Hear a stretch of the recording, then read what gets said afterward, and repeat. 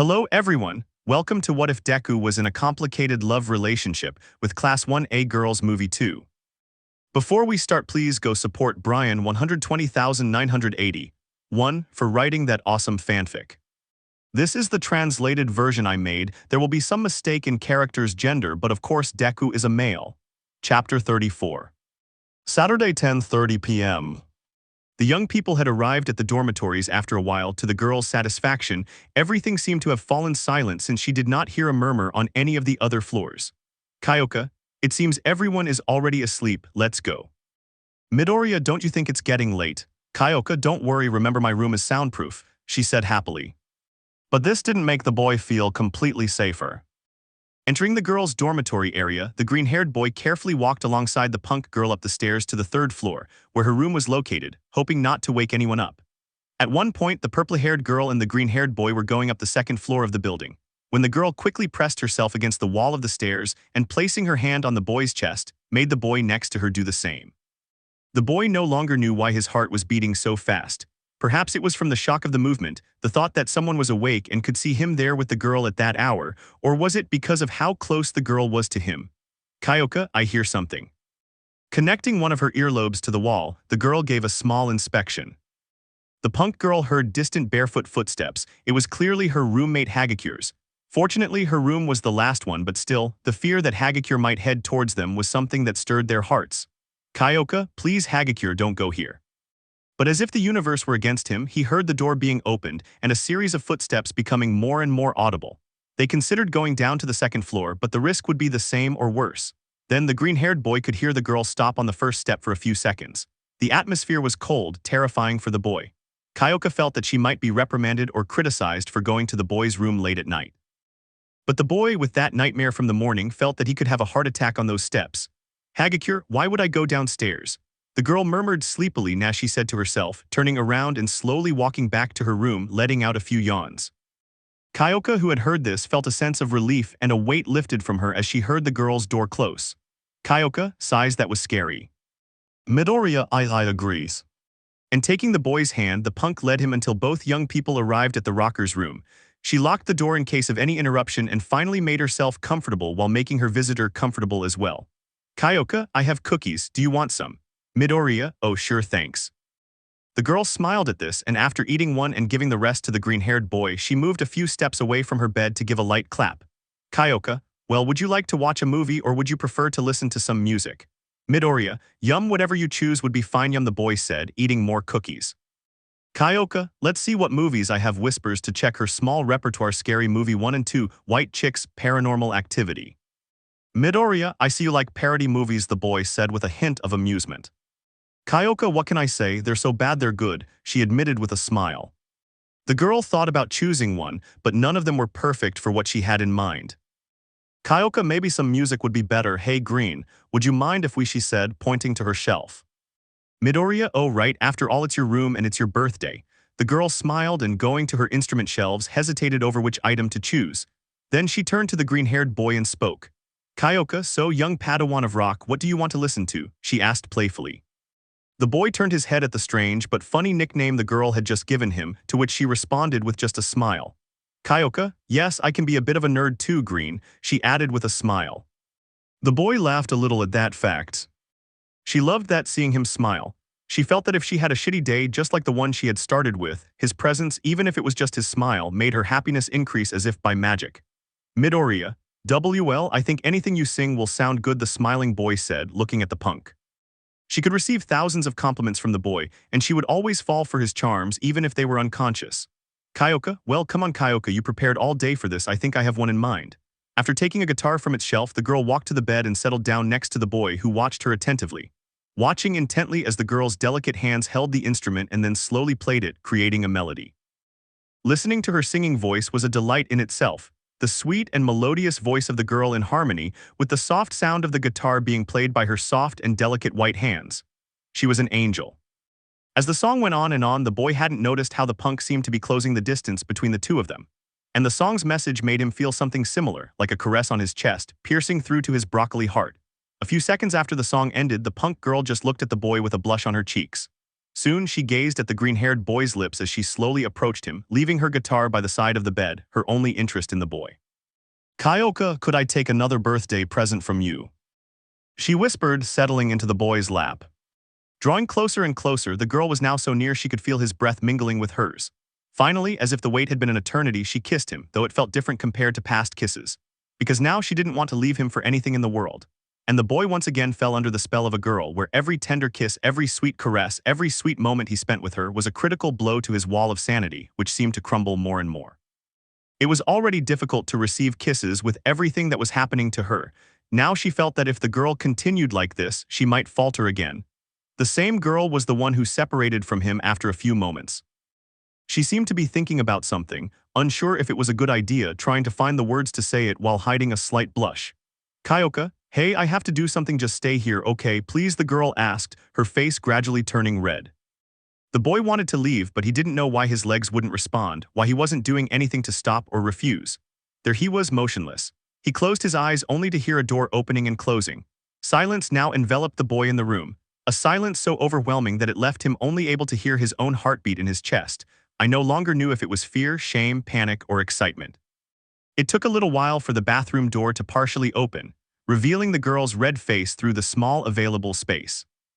"Kyoka, hey green, could you close your eyes?" "Midoriya, yes," the boy said, instantly turning red at the request, closing his eyes and covering his face with his hands. I only hear the girl stepping on the bare floor until the movement of the mattress behind her alerted her that she was behind him. "Kyoka, now you can open them now," she said softly. "Midoriya, don't you think this?" "Kyoka, please, I'd like to know what you think," the rocker said in a low voice. "Midoriya, are you sure?" "Kyoka, yes, no problem if it's you." The boy felt trapped once again. Taking a breath, he turned and opened his eyes, only to encounter an unexpected scene. "Kyoka, what do you think?" The boy was speechless, literally. He didn't know what to say because he didn't want to be a pervert, but just observing the girl's body with her torso covered by that tight black garment left his mind blank. Right now, I didn't understand all the concern about her body. She was simply beautiful. "Kyoka, I know it's not what one would expect," the girl murmured as she looked away. "The other girls have better attributes than me, but I..." She didn't know why she'd done that. She wasn't sure what to expect. There wasn't a specific set of steps. No plan A or B, nothing at all. She'd simply bought that garment and there she was, modeling it in front of the green-haired boy, not knowing how to react. But soon her gaze shifted from the wall to the boy, who had come closer and, holding her face, kissed her again. "Midoriya, you are absolutely gorgeous." What I felt was pure happiness. She felt her nerve endings tingling as she listened to the boy's words and repeated them over and over in her head. Slowly, she wrapped her arms around the boy's neck, clinging to him. She could swear there was a unique connection between them, with every kiss, with every caress they shared. All she wanted to do was keep kissing the green-haired boy's lips. The boy once again gave in to his desires, and with each kiss he gave the girl, he positioned himself on top of her until she was lying down on her bed. But soon, kisses were no longer enough for either of them. In their desperation, they began to go a little further. "Kyoka, take this off," the girl whispered, giving the boy's shirt a little tug. The boy lowered his head to look at his garment and immediately did as he asked, leaving the girl with a view of his torso once more. And she enjoyed the sight. She had secretly longed to see him again ever since the day he had asked her for that favor.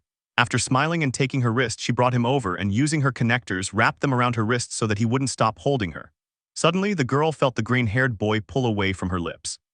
She was about to ask him why when what felt like an electric shock, unexpected yet exhilarating, coursed through her body. The boy had moved down to the base of her neck, starting to place kisses and leaving light hickeys. "Kyoka, I wasn't expecting something like that." That's all she managed to say before letting out another moan of pleasure as she momentarily felt the boy's tongue tracing her neck. A strange sensation, as was her reaction to it. The girl wasn't going to be left behind. It was exciting how, once again, the boy seemed to have control over her, but she also wanted to have fun. After all, it was still her birthday. Slowly lowering her hand, the girl gave a small tour of the boy's body. His muscles were soft yet strong, warm like a warm pillow, and his sight was more than attractive. The boy stopped what he was doing when he saw the rocker girl, who had a look on her face that suggested she wanted to do the same as him. "Midoriya, do you want me to?" The punk girl said nothing. She simply looked at the boy and, looking away, nodded pitifully. The boy laughed a little and, releasing his grip on the purple-haired girl, she quickly switched places with him, pushing the boy down onto his bed and now being the one on top of him. Like a wild animal, the girl kissed different parts of him passionately. Sometimes his face, his neck, or different parts of his sculpted body. It was lewd, quite lewd, but it felt good. The girl opened her eyes to see the green-haired boy, who was looking at her with that characteristic blush of his. "Kyoka, don't look at me like that. It makes me feel like a pervert," she said, looking away but still leaning on him. The boy found that request amusing and he couldn't hide it and started to laugh. The girl couldn't hide it either, but her request was absurd since she had just kissed his abdomen for the third time in that short time. Getting down to his head level, the girl kissed him again. "Kyoka, I think this has been my best birthday yet." Midoriya just listened while still lying with his back on the mattress. "Kyoka, I know I owe you a favor, a big one, but could you keep coming to my room after?" "Midoriya, is something wrong?" "Kyoka, it's nothing, I just like being with you," she admitted as she tucked a strand of hair behind her ear. The Chicano girl could believe it. She wasn't ashamed to throw herself at the boy and devour him with kisses, but she was ashamed to admit that she enjoyed spending time with him.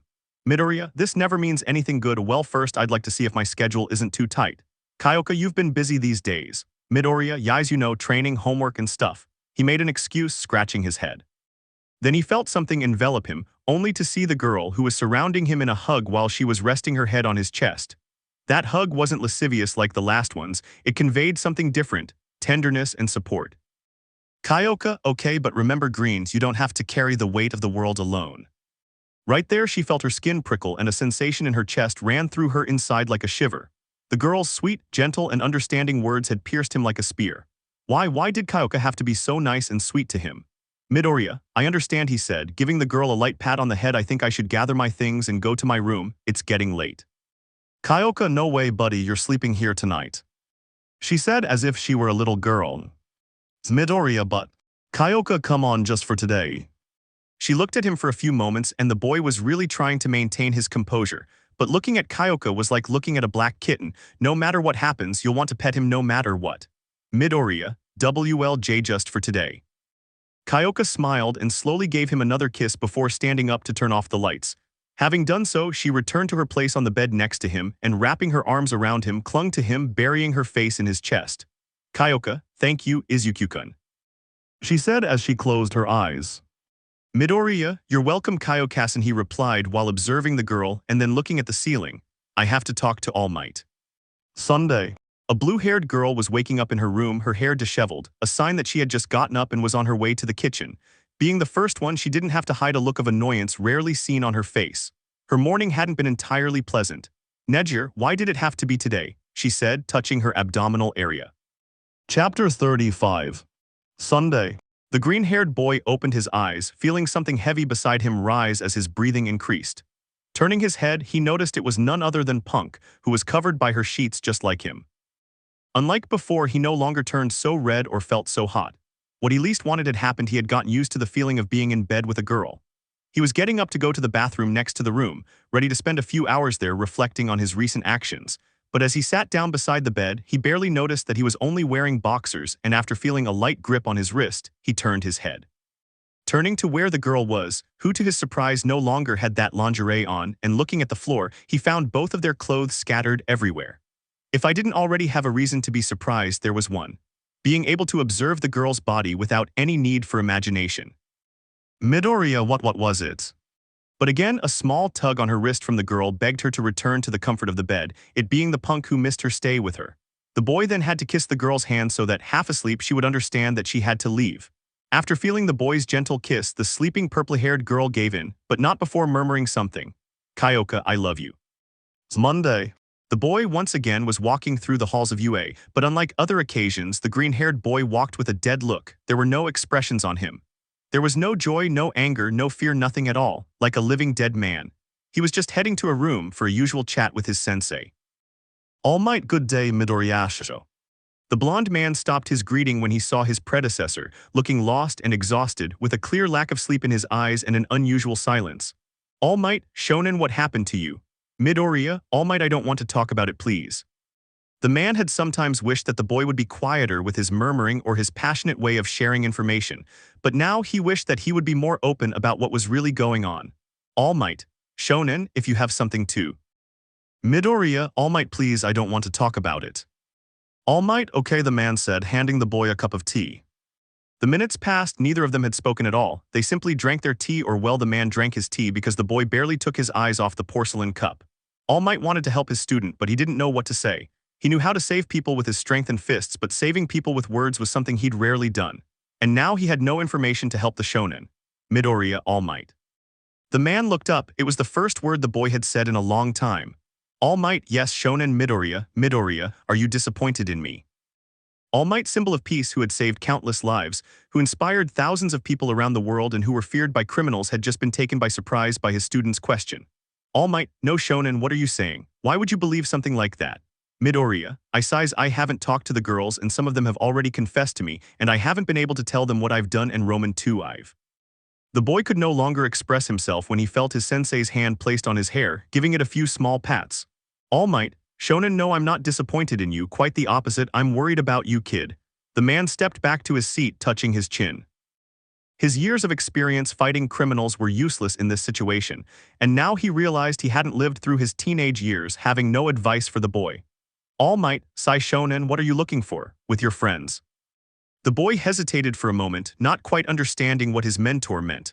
Almight, well, don't think I believe you're lying, not at all, but I must admit there's something that's bothering me. The boy paid attention to his teacher, who was holding the small cup in his hands. Almight, I know your heart is noble, but why don't you reject some of the proposals and slowly back away? Midoriya, do you think I have a chance of retiring just like this at this point? The man hesitated a little, and it was true. If he compared the boy's case to sinking in quicksand, the boy would be up to his chin. Almight, right, what if you gather them all together to explain the situation? The man suggested, observing the boy's reaction as he seemed to ponder this for a few moments. But the green-haired man could only see in his mind the pained looks of some of the women, some reproaching him for what he had or had not said, some breathless, others with their hearts shattered thanks to him. There was not a single ending that didn't hurt, nor a single truth that didn't receive its condemnation. His mentor could only watch as his apprentice exerted force with his hands on his knees, while a small tremor appeared in his body, and it seemed that his eyes filled with tears at the future he envisioned. Then she knew she had to pull him out of the sea of fear into which he had briefly submerged. Almight, shonen uke, it wasn't a great idea. The green-haired man then returned to reality and, using his sleeve, wiped the tears from his eyes and then stared intently at his teacup. Almight, forget that just. Midoriya, I wish that too, Almight. Once again, the symbol of peace felt useless for not being able to help the most important person in that school to him. Midoriya, anyway, thanks for listening. The boy thanked them, stood up, and after bowing walked to the door. Almight, shonen, the man said, drawing his student's attention, you know that anything I'm here. The boy finally smiled upon hearing his favorite phrase, unconsciously uttered by his sensei, but which he knew was entirely true. Midoriya, thank you. And once again she resumed her journey to her next class. But then in the middle of that corridor he encountered someone who stirred something deep inside him. Almost as much as the first time he met All for One. Nejire, oh hello Izuku-kun, the cheerful girl replied. Midoriya breathed, let's just breathe, hello Nejire-senpai. As if nothing had happened, the blue-haired girl floated up to the boy and wrapped him in a hug. Nejire, it feels so good to hug you, how are you? She asked happily. Midoriya, I'm fine. Nejire, hey Izue-sensei said Erichin was coming to visit, do you want to hang out? Midoriya, I don't want to, but I really want to know how Erichin is, I haven't seen her since the concert, sure. Nejire, great, we can go to the park or we can feed the birds and use the playground equipment, I'm sure she'll be happy to see you. Then after hearing footsteps behind the girl, the green-haired boy saw two of his senpai going towards the girl. Mirio, Midoriya-kun, good morning. The blonde boy greeted with his typical cheerfulness. Midoriya, hello Mirio-senpai, hello Tamaki-senpai. Tamaki, hello Midoriya, he greeted in his typical embarrassed tone, Nejire, can we talk? Midoriya, they need privacy, because if that's the case, please say yes. Tamaki, no need, it'll be quick. Mirio, you can do it buddy, just be direct and honest, the blonde said with his typical optimism. Nejire, what's wrong? The third-year boy looked around, noticing that only his friends were with him, somehow feeling supported. I take a breath and speak. Tamaki, sighs Nejire, I have to confess something to you. The girl stared at her boyfriend, curious about what he had to say. Tamaki, I am gay. This was a surprise to absolutely no one. Nejire, oh I understand. Tamaki, yes and Mirio too, he said, with a very slight smile as he admitted it and placed his hand on the blonde's shoulder. Mirio, what are you talking about? I'm not gay. He said, smiling, looking at his friend. Tamaki, of course I saw you at that club. Mirio, if they play good music, my honest opinion. Tamaki, and when did we go to San Francisco after that mission? Mirio, I wanted to go shopping, shrugging with a blank stare. Tamaki, but you did though. Mirio, now you kissed me. Nejire, well I'm glad you've accepted that part of yourself. And that you told me. the girl said, raising her voice before the blonde's sincerity could put them in an awkward situation. Tamaki thank you and I'm sorry if I ignored you these past few days, it wasn't my intention, I just needed the courage to tell you. Nejire, it's okay, I'm not upset. So that explains it. Mirio, okay, we'll go to class, don't be long Nejire. Nejire, yes, I'll be right there. Soon only the blue-haired girl and the green-haired boy remained in the hallway, watching their friends walk away. Nejire, well, I'll see you this afternoon at the park along with Eri. Midoriya, yes of course. Before the boy could react, the blue-haired girl approached him and kissed him on the cheek, leaving with a smile. As soon as he could no longer see the blue-haired girl in the hallway, the boy looked around until he saw the bathrooms. As quickly as he entered, he locked himself in one of the cubicles and let out a sigh, while he felt some tears escape from his eyes without his permission as his breathing became more and more agitated. His ability to sense time was lost, when after what felt like brief minutes had passed, upon looking at his phone he realized that almost half an hour had already gone by. Grabbing his backpack and leaving the cubicle, the boy was about to leave, but he needed an excuse to justify his lateness. Looking in the mirror he saw himself, but only felt repulsion, shame, and disgust. Raising his hand slightly, the boy took a breath and he felt his jaw and part of his cheek redden, while a pain gradually intensified. After trying to endure the pain, the boy looked at the mirror once more, noticing a bruise on his face that was slowly turning redder. Midoriya, Tusk, that should be enough, he said to himself, enduring the pain of the blow he had intended for himself. And he went to his class in a hurry, in Class A. Some noticed the absence of their green-haired friend, especially the girls who were part of the group who became worried about him. Kyoka, she left the room without saying anything. I hope she's okay. Momo, Izuku-kun hasn't arrived yet and class is about to end. Uraraka, where is Deku-kun? Mina, I'm already getting worried that Izuku hasn't arrived yet. Toru, where is he? Tsuyu, it's strange, Midoriya-kun never misses a class. Midnight, and Soha, the woman said aloud, noticing the clear absence of the green-haired boy and his murmuring Lidakun, can you go to the infirmary and see if Midoriya is there? It's late and he should have arrived a while ago. Lita, at the order, Midnight-sensei. The blue-haired man was about to stand up when the door opened. Everyone already had an idea of who it was, but they didn't expect the state he would arrive in. Uraraka Dekun. As soon as they saw him, they could see how beaten the boy was as he walked with a slow step and a depressed look. It no longer emanated that usual optimistic and warm air, but a strange coldness that no one could express in words. Midnight, Midoriya, what happened? Midoriya, I'm fine. Minta, good dude, looks like you got hit hard in the face. Zero, did you get into a fight? Who was it with? Midoriya, no, I didn't fight anyone, I just tripped on the stairs and fell on my face. Not only did he not speak in that typical embarrassed tone and nervously scratch his head, but he even spoke in that depressive way. No one questioned this because even his gaze seemed empty. Midnight, you should go to the infirmary. Midoriya, I just came from there, they only put an ice pack on me, I'll be fine. He lied.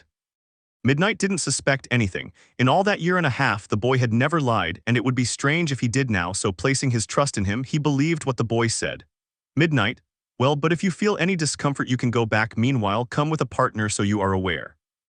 The boy obeyed and was about to pull his chair closer to one of his classmates, but before he knew it, the brunette had pulled her chair closer to him and taken a seat. Uraraka, here's what we saw in class, she said, looking sadly at the green-haired boy because of his accident.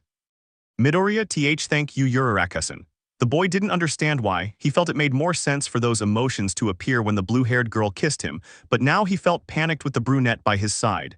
Later, during lunch, the green-haired boy was in the cafeteria, once again, away from his friends at a distant table. She knew her afternoon would be anything but comfortable. Apart from seeing Eri, she would have to spend time with Nejire, hoping to gather the strength to look her in the face and have her explain why she did that. Even with his plate of food in front of him, the boy felt no appetite whatsoever. Later, the boy was in the park waiting. He had gotten a caramel apple for the little white-haired girl who would be under his care for that afternoon. Meanwhile, his mind was rehearsing how to talk about that topic with the blue-haired girl. Midoriya, hey Nejire, can we talk? Hey Nejire, I want the truth. Hey Nejire, you me. Heavy sigh, how am I going to do this? The boy said to himself as he leaned back on his knees in regret. But soon I heard some footsteps, accompanied by some small children heading towards him. Looking up, he could see who they were. Eri, Deku. The little white-haired girl shouted excitedly as she ran to the boy to hug him. Midoriya H. Hello, Erichan. Nejire, sorry I'm late. We stopped by the hair salon for a makeover, she said, taking a seat on the bench where the boy was sitting. Eri, now we're hairstyle twins, look. The boy had gone through it for a reason, but now the white-haired girl and her senpai had the same hairstyle, a pair of pigtails which were viewed with happiness by the other. Midoriya, wow, you look really cute, Erichin. The boy complimented him tenderly. Eri, yes, and Hadasan too, right? Midoriya then looked at the blue-haired girl who, innocent and unaware of what the boy knew, had to play along. Midoriya, yes, Nejire too, he said, forcing a calm smile. He felt that seeing little Eri was a small balm for his heart, which was hurt every time the blue-haired girl smiled at him normally. Midoriya, Erichin, look what I have for you. He called the little girl's attention, showing her favorite candy. Eri, an apple, she shouted happily as she stretched out her little hands. Midoriya, do you like it? Eri, I love it, thank you, Deku, she said gratefully, hugging the boy as tightly as she could. Nejire watched this with happiness, admitting to herself that the green-haired boy seemed like a loving father to the little girl, making her wonder what he would be like if he were a father. She was certain he would be a loving and protective one. Nejire, Erichin, do you want to go to the games? Eri, games, and so dude, the blue-haired girl with a smile on her face. Eri, Deku, can I come? Midoriya, of course. Then the little girl got off that bench with her caregivers, running straight to the nearby playground. Nejire, she's so cute. Midoriya, yes, I don't think telling him now is the best idea. After thinking this over, the green-haired boy continued on his way, accompanying the blue-haired girl to spend the day looking after the little white-haired girl. He hoped that at least she would enjoy the day. Chapter 36. It's Monday. The green-haired boy had just found himself in the park with little Eri and her senpai Nejire, intending to spend time with them both. Especially with the little girl wanting not to be so close to the blue-haired girl, who, during the time they were there, had slight suspicions about the way she kept her distance from her. Nejire, how strange could it be that? No, the effect had completely knocked him out and no one could remember what happened. Does anyone want ice cream? The girl proposed loudly and smiling, attracting the attention of the little girl with a horn on her head. Eri, yes, she exclaimed, raising her hands in the air. Nejire, then let's go, she said with a smile. The green-haired boy felt time speeding up when he was focusing his attention on the little girl, but he also felt it seemed to freeze when he heard his senpai's voice. He didn't want to be rude. Could ignoring the person who abused him be considered rude? Or was that not even allowed? He felt he had some right, but it wasn't something that came naturally to him. He didn't feel good, not good at all, he felt bad. Damn it, even questioning his reaction was a headache. And to make matters worse, he hadn't been able to take any of his pills before leaving, having to endure the pain for the rest of the day. While at the ice cream shop, the teenage duo accompanied by the little girl surprised some of those present, who wondered if the little girl was related to them. Woman, did you see? Woman too, yes, it seems that young people today don't understand the complexity of being a parent at such a young age. Midoriya, please be quiet, is your ice cream good, Erichin? He asked, looking at the little girl in front of him, and ignoring the conversation of the women around him. The question was only answered when the little girl who was licking her ice cream nodded, clearly enjoying the creamy strawberry-flavored dessert. Eri, I like this ice cream. Which one do you like, Deku? Midoriya, well, I like chocolate mint. Eri, chocolate mint, she asked, tilting her head. Midoriya, that's right, want to try some? Eri approached and observed him before taking a small bite of the ice cream. The little girl seemed to be analyzing him little by little with an adorable gaze fixed on the sky. And then it seemed as if her eyes lit up like spotlights when finally the taste of the ice cream completely won her over, moving from side to side in place. Midoriya, hee, it seems you really like her. He chuckled softly as he watched the little girl. Nejire, can I try? And as if he had received the worst news of his life, the boy quickly erased his smile. Midoriya, yeah, sure, here, the boy said in a cold tone without even looking at the blue-haired girl and handed her the lollipop. Once again, she noticed his strange behavior, becoming intrigued as to what was happening. Perhaps I could ask him later. After leaving the ice cream shop, the three walked through the city, going to a small educational game center which instantly caught the attention of the little white-haired girl. Zeria, wow. That was all the little girl could say as she looked around the entire complex, the decorated ceilings, windows, floors, and even some of the staff with an educational theme. Midoriya, do you see anything that catches your eye, Erichin? He said, getting down to the little girl's level. Eri, what is that thing? She asked, pointing at what was a representation of Earth's natural satellite. Midoriya, oh, it's the moon's. Eri, shouldn't I be going out at night? She asked innocently. Midoriya, it's just a piece of cardboard with a picture of the moon on it, the boy clarified, not wanting to make fun of the little girl's innocence. Eri, ah, she said upon receiving that clarification. Midoriya, what do you want to see first? There's music, space, or stories too. And the little girl nodded excitedly at everything. The boy carried her in his arms and they went to explore. Picture books, reading and activity books, natural sciences, space theory, culture, or science fiction books. It was a natural habitat for the boy, surrounded by reading and entertainment for the little girl, who gazed in fascination at the pictures in all the books. Meanwhile, the blue-haired girl, who didn't really have a great passion for reading, loved seeing how similar they both looked. Nejire, they look so cute, she thought as she leaned on the table to watch them from afar. Her attention was drawn to the little girl, who was running excitedly towards her with a book in her hands, trying not to trip. Nejire, what do you have there, Erichin? Iri, look, she said, raising the book above her head. Then, sitting the little girl on her lap, the white-haired woman opened the book on the table, apparently looking for something. Nejire, did you see anything you liked? The little girl finally found the page she was looking for in the book, and bringing it closer to the blue-haired girl, she listened to what the little girl had to say. Iri, who are those people? She pointed the little girl at the page. Looking inside the book, the blue-haired girl noticed a drawing of a little girl being held by two adults, a man and a woman, clearly happy. Nejire, oh, that's a family over there. Iri, family? Nejire, yes, that's mommy, daddy, she said, pointing at the figures, and there's their little daughter. The little girl analyzed the young woman's words for a moment before looking at her with that innocent gaze and asking, Iri, so you and Deku would be my mommy and daddy? She hadn't expected such a question. She couldn't say she disliked it, but Iri couldn't go around saying that they were both her parents, as it could cause a stir that two students had a daughter. Nejire, well, I wouldn't say parents. Iri, what do daddies do?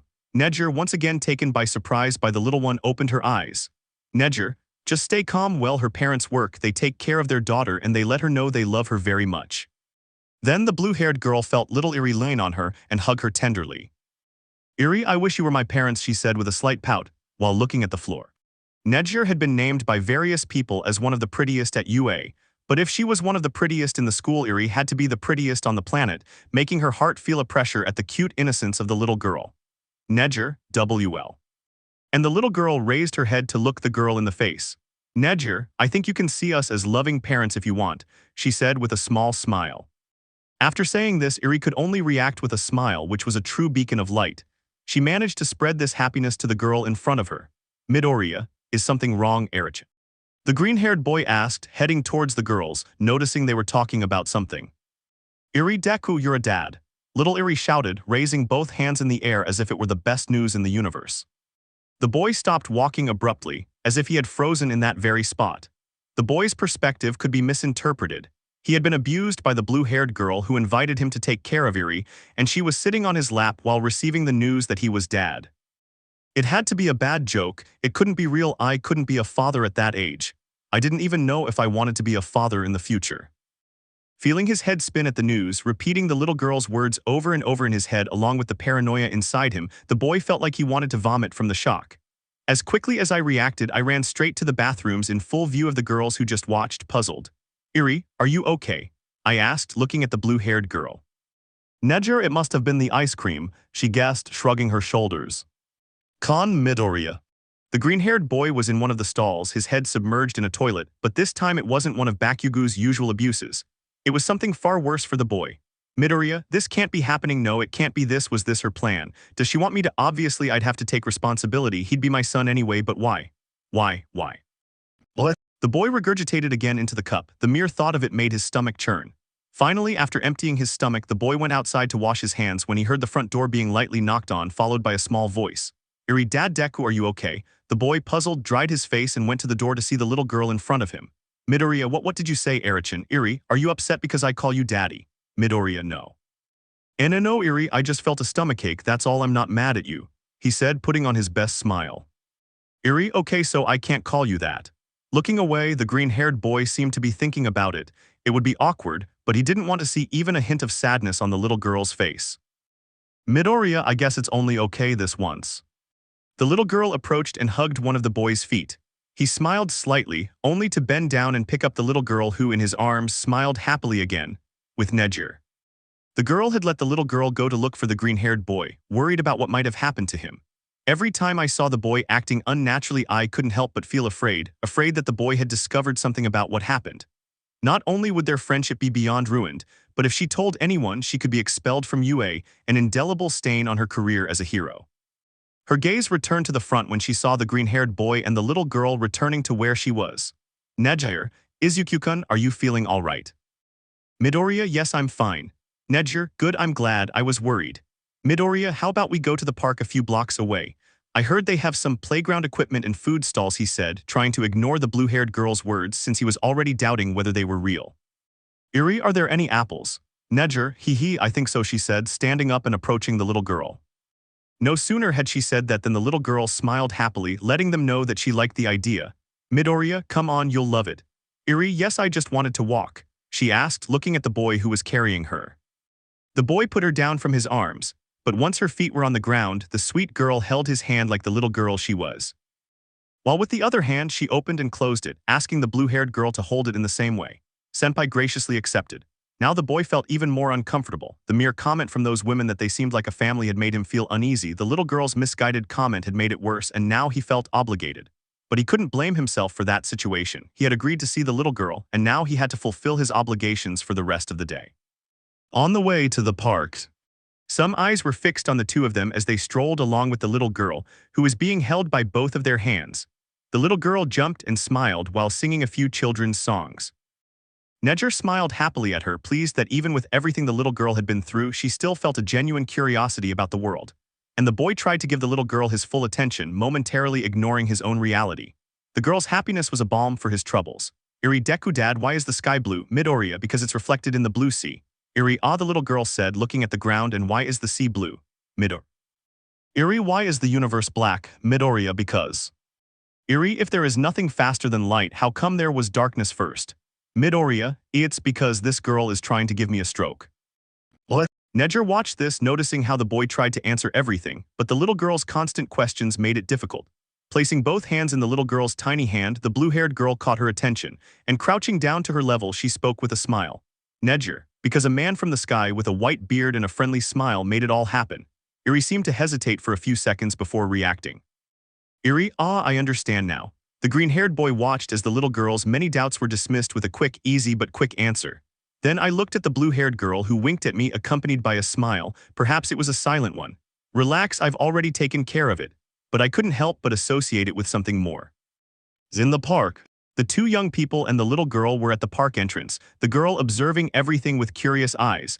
The small birds on the branches, the stalls selling sweets and snacks, and the playground equipment where children with mutations or interesting quirks were playing. Iri, is this a park? She looks at her caretakers. And they both nodded. Nejire, come on Erichin, let's explore, shall we? Iri seemed a little nervous. It was her first time in a park with other children her age. She was curious though and didn't know how to react if others approached her. The green-haired boy noticed that look in the little girl's eyes, that look he knew perfectly, the one that said, what if they don't love me? What? Midoriya, Erichin, the boy said, calling her attention, don't worry, everything will be alright, we're here. We won't leave you alone. The little girl trusted the boy, who offered her a smile of complete support. And after taking her hand, they walked together with the blue-haired girl trailing behind them.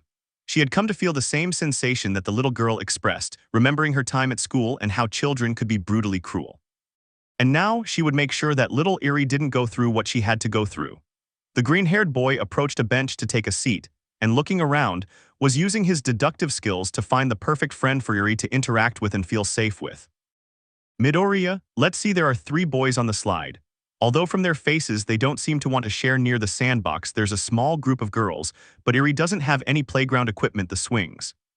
And Nejire, for her part, took a seat next to him, with the same goal of finding a friend for the little girl. Nejire, there are children with mutations, they could hurt Iri if they wanted. Children without quirks could make fun of her, she thought to herself. Understand. The green-haired boy and the little girl looked at a boy, about the same age as her, with strange antennae on top of his hair. Boy, do you want to play ball? The child said, extending the ball he was carrying in his hands as an invitation. Iri, she turned to look at her elders, who, looking at the boy and then at her, nodded of course. Smiling, the little girl ran to where the group of younger children were waiting for her while the teenagers watched happily. Nejire, I guess there was no need to worry about him making friends. Midoriya, yes, he said, observing the smile of the white-haired girl who was playing. The afternoon was happy, there was nothing to worry about. The little girl was having fun, laughing and playing with the other children, and the green-haired boy just watched her from that nearby bench. The same bench where the blue-haired girl was sitting beside him. Nejire, and are you going to do anything else later when we drop Iri off? She said with a smile. Midoriya. And once again, as it had been that day, the boy remained silent. Nejire, Izuku-kun. Midoriya, can we talk when we get back to Iri with Izuku-sensei? Nejire, oh sure.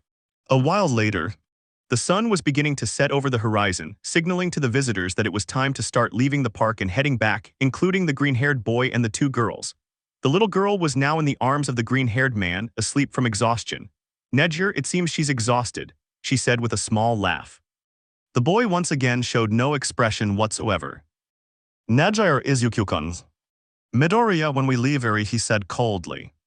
Nejire, no. The green-haired boy stopped and turned to look at the girl. Nejire, hey, if you're upset, please tell me. I've noticed that all day it seems like you've been ignoring me. I thought maybe it was just my imagination, but it seems like you're only acting like this because of me. The boy didn't want to wake the little girl, but to make it clear, he whispered. Midoriya, Nejire, when we talk about this, you'll be grateful there's no one around. A shiver ran down the girl's spine as she watched the boy's expression change. It was no longer just distance or discomfort. She could read in his face that he knew something. I felt a fear, like when your mother saw your grades and simply told you to wait until you got home. It was a fear that told you, I know what you did. Nejire uke, and so I no longer insist for the rest of the way back. Later. After returning to school and leaving the little girl on the sofa in the dormitories of Class 3, the blue-haired girl accompanied the green-haired boy outside the dormitories. Nejire, so. Midoriya, why? The girl just watched the boy who was waiting for an answer. Nejire, I don't know what you're talking about. Midoriya, do you want me to be more explicit? Nejire, no yo. Midoriya, then please don't pretend you don't know what I'm talking about. His tone of voice was more subdued, sad, painful. She felt bad for having abused the boy like that, and now she felt even worse seeing the state he was in after being discovered. Nejire, yo. Midoriya, I want to know why. Nejire still said nothing. She had been found out and she felt her tongue retreat into her throat, preventing her from speaking. Not because she wanted to maintain her lie, but because she couldn't find the words to apologize or explain why. Midoriya, can't I know, he said, his voice breaking. Nejire couldn't stand it anymore and looking all around made sure that no one heard her. Nejire, I wasn't planning on doing this month. I've been in that phase. Midoriya.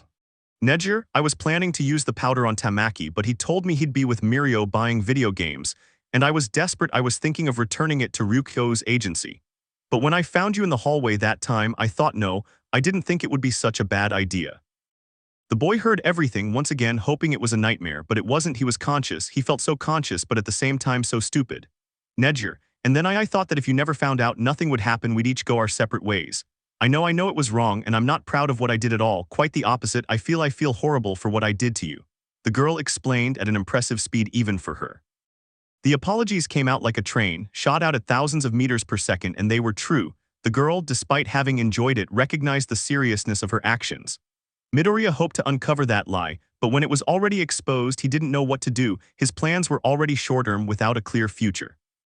An example of that was right now asking the girl for an explanation. But now what? Hate her, forgive her, pretend nothing happened, hold a grudge against her for the rest of your life. Nejire, I know that I don't deserve any forgiveness for what I did, and I understand that there's no excuse good enough to forgive me. The girl finished, her head down and a sadness in her voice. All he could do was listen to a series of quick footsteps moving away, so that the last thing he saw was the boy walking away from his building. Nejire, he must be furious. I don't blame him. After this, I wouldn't forgive myself either.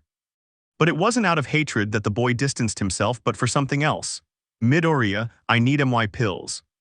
What? In Izuku's bedroom. The boy entered, slamming the door behind him, and approached his nightstand to take the bottle, but it wasn't there. He would forcefully open the drawers and throw out their contents, scattering everything on the floor. The nightstand, his backpack, the desk, even the closet. There was no trace of it until, out of sheer curiosity, I looked under his bed, finding the bottle, and as if a long time had passed, the boy swallowed one. As if by instantaneous means, the boy leaned on the edge of his bed until he was sitting on the floor. About 5 minutes passed before she finally opened her eyes to witness the state of her room. Now everything was a mess. It looked like a tornado had hit her room. Had she really done that for some pills? It was then that he remembered his senpai's apologies, who this time didn't cry, didn't vomit, nothing. He just. Midoriya Rasilla. I chuckle. He had charmed 5 of the 6 girls in his class, some of whom had broken up with him and were now interested in him. He had to keep Tsuyu and Takami's feelings a secret. He had also charmed his third-year senpai who drugged and abused him, and the class president of Class B seemed to have a similar crush on him. He had met 4 of the 6 girls' families and they all liked him. He's living a dream, isn't he? Aren't they? By that point, the boy no longer knew if he was laughing or crying. He only wanted one thing, to die in his room. Chapter 37. Tuesday. The boy had just woken up and was now in his room tidying up his mess, the result of his desperation for the chemical relief provided by the pills. He couldn't believe that his desperation had forced him to throw his plush toy plus edition of issue number 1 across the room. Midoriya, damn it. But then there was a knocking at the door. With a sigh, I put down the plush Yen's figure and headed for the door. Midoriya, who is it? It's me, Tsuyuchin, can you open up? Kiro, said the little frog on the other side of the door, identifying herself to the green-haired boy inside. Quickly the boy tidied his room so as not to arouse suspicion. Once everything was ready, he approached and let his amphibious friend in, who, as always, was she nervous. Tsuyu, thank you, Midoriya-chan, Kiro, she said after a brief pause. Midoriya, is something wrong, Tsuyuchin? Tsuyu, I wanted to thank you for taking me to my room the other day even though I fell asleep. Kiro. Midoriya, don't worry, it was nothing, he replied sheepishly, remembering what had happened. Tsuyu, well, I was wondering if you'd like to go for a walk this afternoon, you know, somewhere away from the whole Leangtama parents thing. Kiro. Midoriya, not again, please, not again, wait a minute, maybe I can tell them the truth about Takami. It'll probably get them both in trouble and maybe they'll both hate me, but at this point I'd rather get out of this even if it's this way. Well, I think that sounds good. He replied, managing a smile, albeit a fake one, that was quite believable. Tsuyu, okay, then I'll see you in the common room after classes, Kiro, she said, scheduling the time and place they would meet. The little frog then walked away down the hallway in full view of the green-haired boy, and once on the stairs she glanced back and smiled just to wave goodbye. The boy, after losing sight of her, went back into his room and got dressed for his school day. Later, during recess, the green-haired boy was at the table thinking of different ways to approach the truth he was about to tell the girl. Midoriya, Tsu, I have to tell you the truth, Takami, no, that's too direct and insensitive, Tsuyuchin. Hey, I didn't want to tell you, but so why am I saying this? Sighs Tsuyu, there's something I should have told you a long time ago, what is it? Some kind of confession. The boy thought as he held his head and took a sip from a carton of milk. At another table. In the distance, the blue-haired girl looked at him sadly and hurt, observing that look full of problems that he had caused her. Nejire, he must hate me by now and he's right. How could I have been so stupid, drugging him and abusing him, where the hell was my head? Mirio, is something wrong, Nejire-san? Nejire, oh no, I'm fine, why do you ask? Mirio, well, you haven't said anything for 5 minutes, the blonde said, putting a piece of rice in his mouth. It's kind of strange. Nejire, I'm fine, I'm just thinking about some things. Mirio, does it have something to do with Midoriya? Then the girl felt that cold again down her back. Nejire, why do you assume that? She said, trying to maintain a smile, feigning normalcy. Mirio, well, you've been staring at him with a worried look for the last 5 minutes, and he looks strange too. Besides, I've seen them together more lately, and for them to look like this now is weird. Nejire, well, maybe Mirio can help me, he's a friend of Midoriya's. I just have to hide everything that happened from him, Midoriya, and I did something really bad. Mirio, that's really strange, can I ask what happened? Nejire, I'd rather not, she said, looking away and rubbing her arm. The point is Midoriya found out and I apologized, but I don't feel like it was enough. Mirio, wow, was it that bad? And the blue-haired girl nodded, without changing her look of regret. Mirio, well, without details I can't say exactly what you can do, but if you're truly sorry, perhaps you should show her that you're genuinely sorry, show your remorse for the harm you caused, give her some space, and then make a gentle approach, not be too intense or anything similar to what Nejire Hado would do. Nejire thought about it for a few moments, that it made some sense. She didn't expect everything to work out as if by magic, but she would try to apologize to the boy. Nejire, do you think he'll ever be able to forgive me? And the blonde man nodded with a smile. Mirio, Midoriya is a good person, I'm sure he'll be able to forgive you. Nejire, I hope so, I really hope so. At a table far away, a silver-haired woman was having lunch at a table, thinking about a certain green-haired man who had been on her mind for the past few days. Her heart beat strongly at the mere memory of him, that time kissing his lips. She felt like she was in a dream. She was determined. She wanted to confess her feelings to the green-haired boy. She felt he was the boy of her dreams, noble, tender, he was cute, and above all, that he would never hurt her. Toru, Izuku, you're the cutest thing in my world. But unfortunately, she wasn't the only girl in that dining room with that thought. Uraraka, Izuku. Momo, what else can I do? Kyoka's to tell you. Mina so much. Kendo's that I love you. Later. After classes ended and everyone headed to the dorms to spend the rest of their day free, our green-haired friend was preparing for his meeting with his amphibious friend, putting his wallet and phone in his pockets and about to leave. He glanced at the pill bottle on the table. Midoriya, maybe I should take one just in case. Thinking this, the boy removed his hand from the doorknob and moved away from the door, going to where the bottle was, then opening it and taking one of the pills and swallowing it. Once again, he was about to leave, but he glanced at the bottle and after making up his mind, decided to put the bottle in one of his pockets. After this, the boy finally went downstairs to the common room where the green-haired boys had agreed their outing would begin. There the green-haired boy met his friend, who was waiting for him sitting on the sofa. Midoriya, come on, just go with the flow until it's time to tell her. Coughs. Hello, Tsu. Tsuyu, ribbit. She heard him from the room, only for the green-haired amphibian to turn her head and smile upon seeing her friend. "Oh, you're here already, Midoriya-kun, I didn't hear you." "Midoriya, Yaiza, are you going in your uniform?" he said, noticing that the girl was still wearing the typical UA school uniform. "Tsuyu, oh no, it just so happens that I was busy doing something else and I forgot to change." "Midoriya, anything else?" "Tsuyu, yes, extend your hand, Kiro." The boy, puzzled, obeyed the request, and the amphibian seemed to carefully take something out of her pocket. Taking her hand, he seemed to be trying to do something, and when I let go. "Tsuyu, it's a bracelet." "Kiro, Midoriya, wow, you, Tsuyu, do you like it?" The boy looked up only to be met with an excited gaze rarely more expressive than was normal for the girl. Well, she wanted to know his opinion. "Tsuyu, well, Kiro, Midoriya, just this once and that's all, I love it," he said, smiling, appreciating the girl's small but charming gesture. The girl now understood how the boy felt when he was offered praise for his work, and he would instantly turn red, losing all the words in his mouth and trying not to stumble over the few that came out. "Tsuyu, thank you, Midoriya-kun, I'll go change, I won't be long." That was the last thing she said before she quickly left in the direction of the girls' dormitories, ready to change into something nicer on her way out. Meanwhile, the boy just stared at the bracelet and let out a sigh. "Midoriya, just tell him and you'll be rid of a problem." In Tsuyu's room, the girl was searching through her wardrobe for something she could wear. She couldn't remember the last time she had searched for an outfit as thoroughly as she was doing now, but she didn't know why. Not even on her first date with Takagami had she tried to arrange even the smallest strand of hair like this. Looking closely at herself in the mirror, the girl smiled. She felt that she looked pretty. In the common room, the boy had been fiddling with the small detail on his wrist for the last 10 minutes. He didn't feel desperate to leave. In fact, he was afraid to go out at that moment. But he couldn't miss that opportunity, that window to start getting out of his hurricane of problems. "Tsuyu, I'm ready," the little frog announced from behind the boy. He turned around, only to find the girl wearing a dress, of course, in a light green color with small stronger dots all over it, and it was clear that she had carefully straightened her hair. Midoriya had noticed something these past few weeks. It never hurts to give a girl a compliment, even just one, to let her know that her time getting ready wasn't in vain or that it wasn't worth it. "Midoriya, you look cute, Tsuyuchin." And once again, the girl tried to remain calm. She used to wonder why Uraraka acted so suddenly embarrassed when she was with the boy, but now she could understand her. "Tsuyu, thank you, Midoriya-kun, ribbit." After that, both of them left the building and then the school, trying to clear their heads for the day, or at least that was the girl's idea. In the city, the green-haired duo walked through the streets, without a fixed destination and simply guided by what they saw and found interesting. There were a few new stalls here and there, some public events or simply opportunities to enjoy some free time.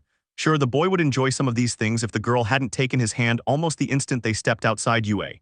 "Midoriya, why is he doing this?" "I thought everything was fine between them. He said he wouldn't lie to his family, so why is he holding my hand?"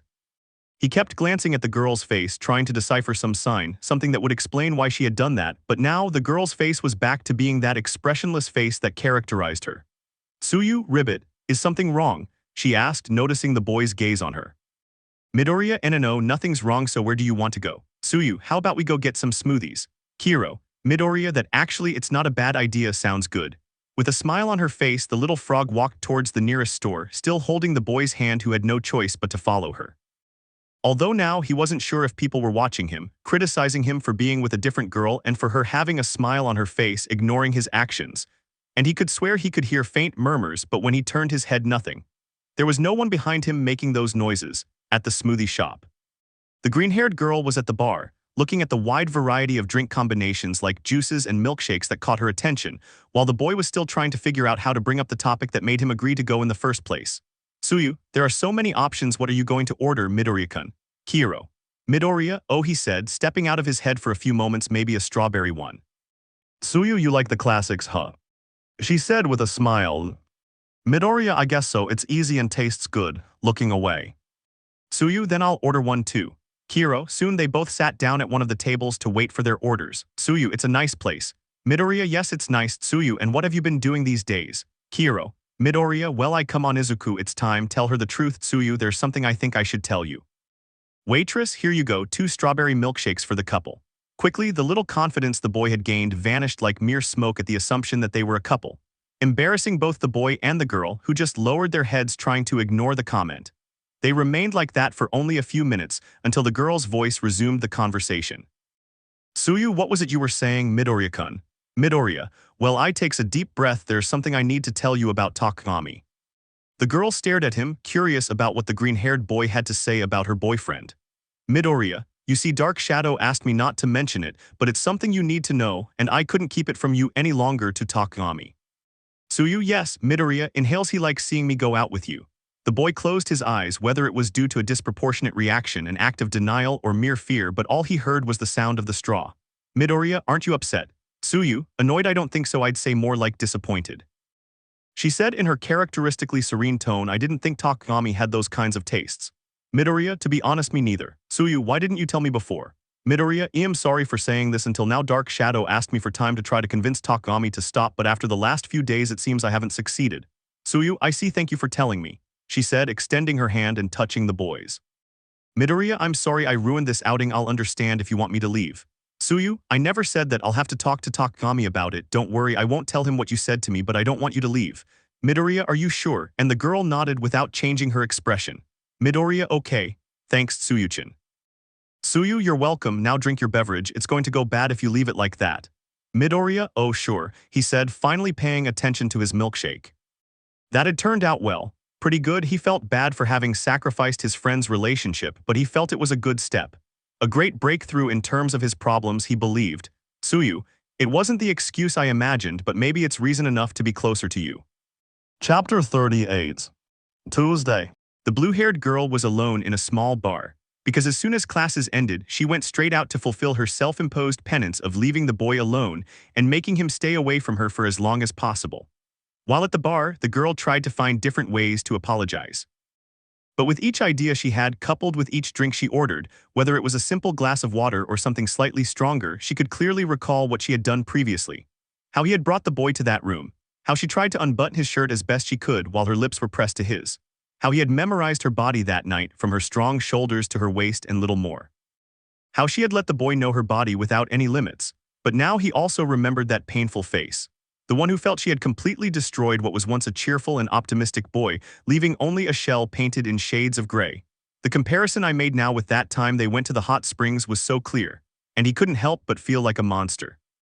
She had spat on the profession she had chosen, she had spat on her ideals, on the poor boy, on her role as his girlfriend, because she could not forget or deny that she was still Tamaki's girlfriend at that time, whether or not he was going to be gay in the end. This led to the girl taking the drink from the glass in front of her in one gulp. Nejire, sigh, I'm an idiot. Bartender, drinking to forget, a deep voice said just as he looked up. A woman. Nejire didn't pay any attention and brought her glass closer to the bartender. Nejire, if it's to forget that I'm a fool. Then yes, the girl said melancholically. Bartender, okay girl, tell me what happened. He said calmly while refilling the glass and cleaning another. Nejire, I don't think I should, it's a bad thing. She brings her glass closer and looks at it for a few seconds. Bartender, please, young lady, do you have any idea how many bad things I have to listen to here all night? Every night. Nejire took notice and looking around seemed to doubt it, but then saw the woman settle at the other end of the bar to listen to what she had to say. Bartender, furthermore, a bartender has an obligation to keep quiet about anything they hear from a customer. It's a professional courtesy. Nejire then settled down and in the lowest voice she could muster began to speak. Nejire, it's just that I abused a friend's trust. She rearranged what the girl had said, not wanting to confess everything to a stranger, but still wanting to vent. And he managed to remember everything, and now I feel horrible for doing that. Bartender, wow, and you don't look like one of those, you know, I said, not buying the lie I had just told her. Nejire, I want to apologize, but I know it won't be enough and I don't blame him. Bartender, look, kid, you need to be very clear about something. What you did, you can't just erase it like it's pencil and eraser. Okay, something like this can't be fixed. You can't just say sorry and expect him to understand and carry on as if nothing happened. Nejire said nothing because everything she heard was true. Bartender, but. Then I raise my head. Bartender, you can show him you've changed, that you'll never and listen carefully, never again live peacefully remembering what you did. That you truly regret making him feel that way, using him like that, and that he can hate you if he wants because he has every right to. Nejire simply lowered her head in the face of that truth, still paying attention to what he had to say. Bartender, and if he ever forgives you or places any of his trust in you again, you'll cherish it as if it were your own heart, and if he doesn't, you'll leave. You'll apologize for breaking his trust, for deceiving him, and the only person you'll blame for not forgiving you is yourself. Nejire paid attention to everything and couldn't agree more. Even the slight dizziness she felt from some of the drinks quickly disappeared. Nejire, why don't you work as a psychologist instead of this place? She said, dismayed, having received deeper advice and having her reality clarified, unlike her blonde friend that same morning. Bartender, I like free drinks and my customers' stories. He said, shrugging, that's my advice, kid. I'm no expert, but I hope it helps. Nejire, I'm waiting for it too, elsewhere. The pair of green-haired individuals were walking along one of the streets of Shizuoka City towards a nearby park, Johoku, and along the way there was advertising for the next event of the season. Tsuyu, have you come to the Mountain Day Festivals, Midoriya-kun? Kier. The boy looked where the girl was and then he saw the advertising poster. Midoriya, to be honest, no, I've never had the chance to attend one of the events. Have you? The boy felt more relieved, at least he had been able to tell the girl the truth and with a little hope to get rid of one of her lies. If I managed to do that, I would regain hope of being able to end all this on good terms, as they say. Hope is the last thing to die. Tsuyu, sometimes I can't go hiking in the mountains because. Midoriya the cold, and Tsuyu nodded, confirming the boy's assumption. Tsuyu, but even so I like going to the parks and looking at the seasonal stalls. Besides, there's a nice panoramic view of the mountains. Kiro, Midoriya, oh yeah, and the young woman nodded happily. Tsuyu, let me show you, Kiro. They both walked among the stalls, seeing some which sold certain types of shirts, keychains, stickers, and other souvenir items. Everything looked wonderful. How had I never attended those kinds of public events before? That he felt it was a good sign. He had confessed, even if only partially, but he had done it and that was a slight relief for him. Soon the two green-haired individuals reached an area of the park with benches, blankets scattered here and there, and what appeared to be couples. Enjoying the place. Tsuyu, come on Midoriya-kun, we need to take a break, Kiro. The boy followed her, arriving at a bench by the side of the road where they both sat down. As soon as the boy rested his back on that bench and raised his gaze, he could understand what the fascination of that day was. The view of Mount Fuji was surprisingly relaxing. Tsuyu turned her head to look at the green-haired boy's face, noticing a look of surprise on his face. Tsuyu, I see you understand now, Ribbit, she said, a slight smile appearing on her face. Midoriya, it really is beautiful. The girl gazed at the landscape in the same way, the white peak of the mountain, the trees that decorated her view like a photograph frame, the sunset in the sky bathed in orange and touches of blue. It looked like a scene from those movies that fascinated Ashido so much. But on repeated occasions she would stop looking at the sky to turn her attention back to the boy beside her. Then small yellow flashes appeared behind the boy, which the girl noticed. Tsuyu, Ribbit. The boy paid attention after that slight reaction, turning his gaze to the girl and noticing that she was looking behind him. The green-haired girl stood up and followed the path of the fireflies into the trees, followed by her friend. Following the path illuminated by the small, glowing insects, they both found what seemed like a fantasy environment, a small pond that, despite its size, shone like nothing they had ever seen. It was unreal but extremely beautiful. Tsuyu, so this is where the little ones came from, she said, looking around. Midoriya, have you ever seen anything like this before? Looking at the small insects flying around them, further illuminating the pond. Looking where the girl was, she looked wonderful. Tsuyu, is something wrong, Midoriya-kun? Kiro. Her skin, white and gleaming like porcelain yet as soft as a feather, was what captivated him most. The reflection of the firefly's light on the water, bouncing off and making her look like a true angel, it was like being in the presence of something divine. Unreal. A marvel in every sense of the word. And the girl was no different, watching as that glow behind her made the green eyes of the boy in front of her shine like small emerald beacons in the darkness of the night. He looked at her not with the lascivious gaze typical of Mainta, nor with the serious expression of Takagami. The boy wasn't a fan of being in public places or going out in daylight. And he could understand it. Perhaps it was part of his quirk with dark shadow lurking behind him. Okay, that was a bad joke, but discovering that what was originally a plan for his father to meet his boyfriend had actually resulted in his real boyfriend enjoying it, he hadn't expected that. And the green-haired boy, despite not fully agreeing, had accepted and was grateful for that. Then his memory began to recall the events of the last few days. She had kissed the green-haired boy since their first date, their trip to the water park where she met his family, even though it was so rushed and unexpected. His whole family loved him. His siblings had fun with him and his parents accepted him without hesitation. He even took her home where there were no problems. And if I had to guess, he even took her back to UA without waking her, leaving her in the comfort of her room.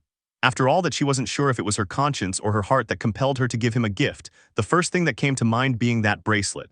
But now that she put everything into perspective, she owed him more than just that. As she looked around, she noticed the boy playing with the same bracelet she had given him. It was unusual, but she was glad the boy still had it on his wrist. But anyway, why did it matter so much to her that he had it? Unfortunately, the atmosphere around us had to be extinguished like a candle when the boy's phone started ringing. Apparently, it was time to leave or they would be late for curfew. Midoriya, Tsuyuchin. Tsuyu, I know. Kiro, it felt as if there was a stall giving away items and she had overthought the situation, missing a unique opportunity. A little later. The young people had just made it back onto the campus and were now walking towards their dormitories. The return journey was quieter, with the boy who had nothing to say happy that the day was ending so wonderfully. He felt like Icarus having created a pair of wings made of wax, flying higher and higher, swearing that he could touch the sky of hope. Tsuyu, on the other hand, had just made a decision. Tsuyu, if Takami enjoyed something like that so much, I guess he can't complain about me doing this, she thought nervously, taking a breath and decisively acting. Thank you for agreeing to go out with me, Midoriya-kun. Kiro. The boy, smiling with his thoughts, looked at the girl with that same joy. Midoriya, I'm glad I did it, he said sincerely. Using the courage she had accumulated during that time, the girl took a deep breath and approached the boy as closely as possible in front of the building. After standing on her tiptoes and gently holding his face, trying not to be abrupt, the girl did the unthinkable. Having kissed the boy, not with the excuse of deceiving his family, not with the excuse of pretending to be boyfriend and girlfriend, but because I genuinely wanted to do it. And like Icarus, who flew too close to the sun and melted his wings, he was forced to fall into the void. Chapter 39. Wednesday. The boy was standing in front of the dormitory door, with one hand on the doorknob but not entering. The reason? She was receiving a kiss on the lips from her green-haired friend. I had kissed him before, so why would this time be different? Well, because on the previous occasion, her friend's boyfriend was present, which in retrospect she didn't know if it was better or worse. But before there was the excuse of it's a requirement for the lie about when you meet their parents, but now I couldn't find a single explanation for their surprising behavior. Midoriya, no, this can't be happening. I told you what was going on with Takami. No, nothing like this was supposed to happen, the static boy thought, unsure how to react.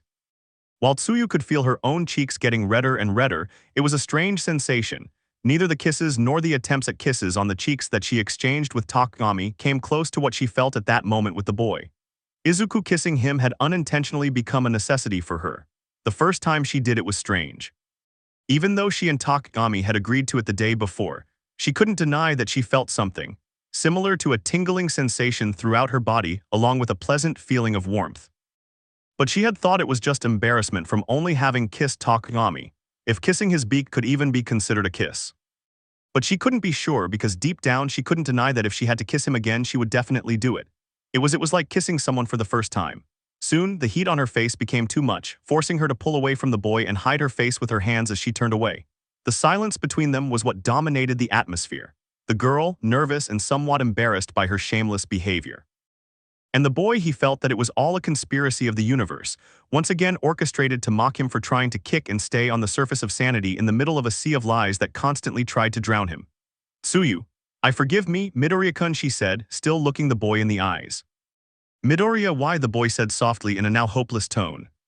Tsuyu, I wanted to thank you for everything you've done for my family, and I didn't know any other way to do it. Midoriya, but what about Takami and what I told you? Tsuyu then turned her gaze to where the boy was as she recalled that event. Tsuyu, I'll talk to him. I won't tell him you told me. Don't worry, get some rest, Midoriya-kun, and thanks again for today, Kira.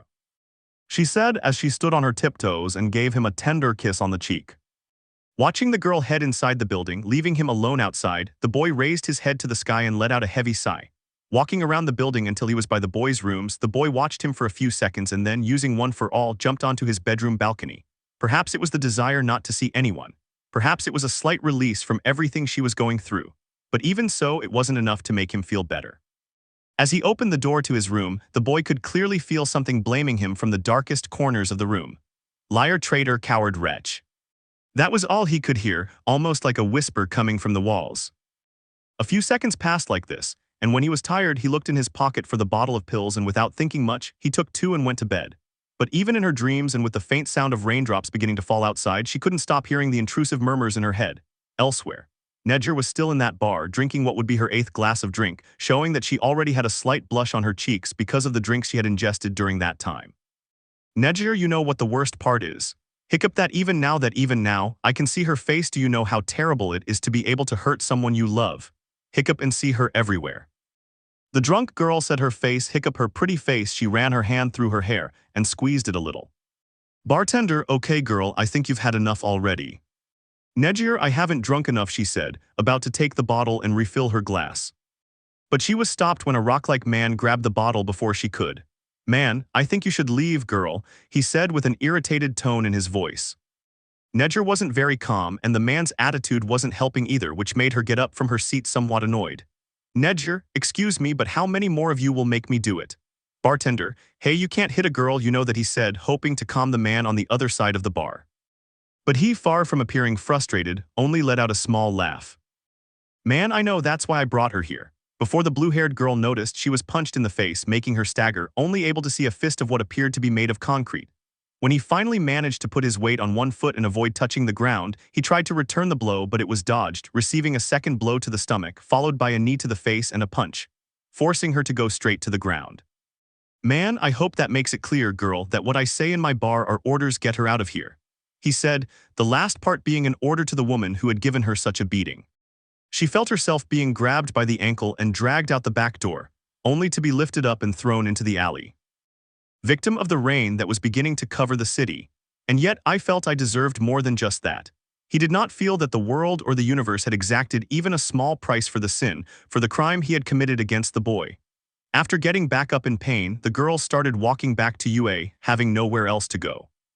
Minutes passed, almost turning into hours, and the girl walked on with a sad face, not knowing if it was because of the cold rain or what was going on in her head. Looking around to get her bearings, she realized that every street she walked down at that moment was part of a memory with the boy. From the freshest to the oldest, like the time I accompanied Midoriya to buy clothes for Yuri near the end of her first year, since she didn't want the kitten sweaters that Aizawa had bought her. Or the time I went with her to get a birthday present for Mirio, and at the same time, secretly, get him a present for his own birthday.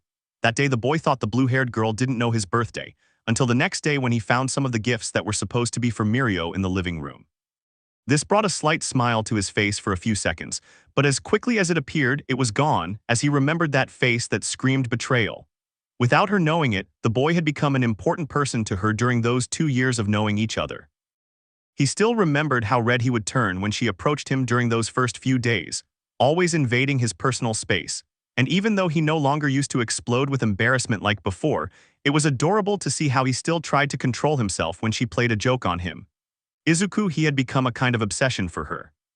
Similar to a drug, once she had met him, as if bound by invisible chains, his kind actions, his modesty, his innocent face, and the optimism he exuded tied her more and more to the point where she no longer wanted to live without him. And even if she managed to walk away and start something with someone else, the voice inside her and the memories they had formed would remind her that no one could compare to someone like Izuku. Finally, a single tear traced a path down her face, blending in with the raindrops falling upon her. She felt her heart clench in her chest as more and more tears streamed down her face, running until they fell to the ground. Starting to float, the girl headed towards UA, not caring if she couldn't use her quirk outside of the heroic realm in public. She no longer felt she could consider herself a worthy student to heroine after that. Wednesday, Nejire's room. The blue-haired woman was waking up on her bed's mattress, with a sharp pain in her head from the drinks she had consumed last night. She stared at the ceiling as she closed her eyes because of the brightness of the sun shining through her window. Knock, knock, knock.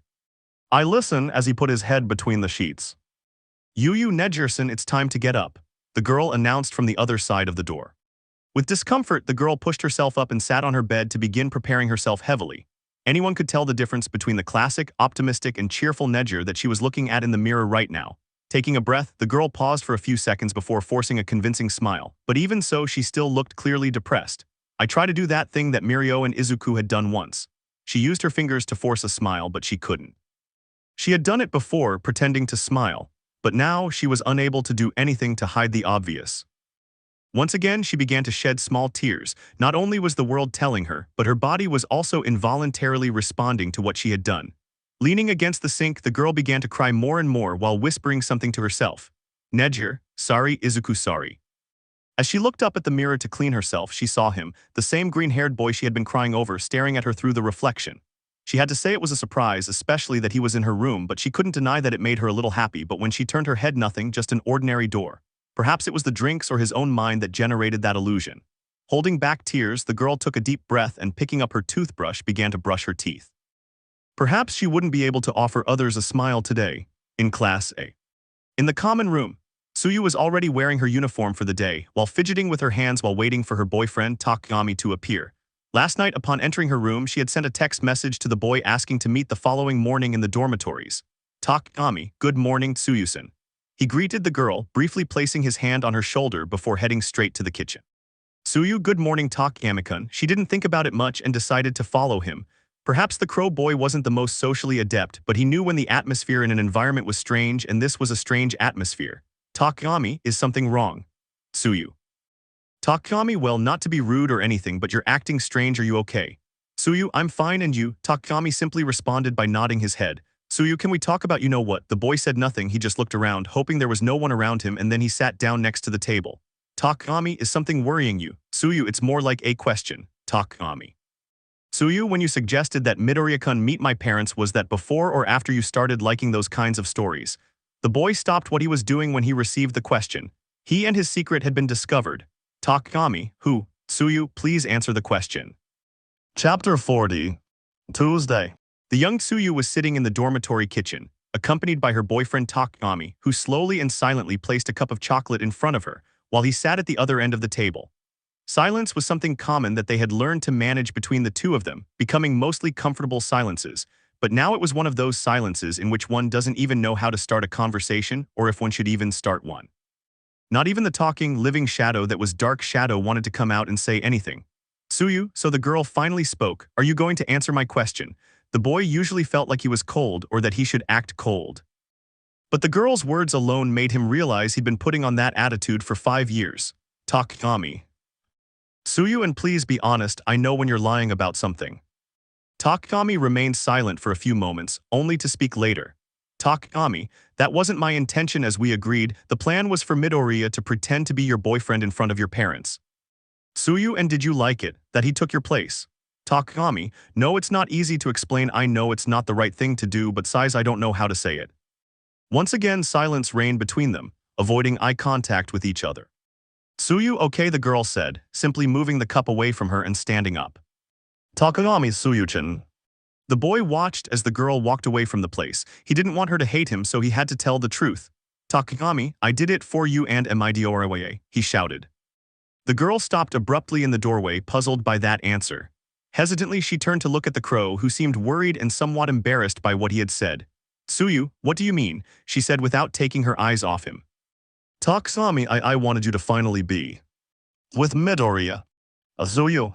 Takami, I guess there's no other way. Inhales and exhales, I know it doesn't seem to make sense, but since first year it seemed like Midoriya was the one you actually liked. We've had fun.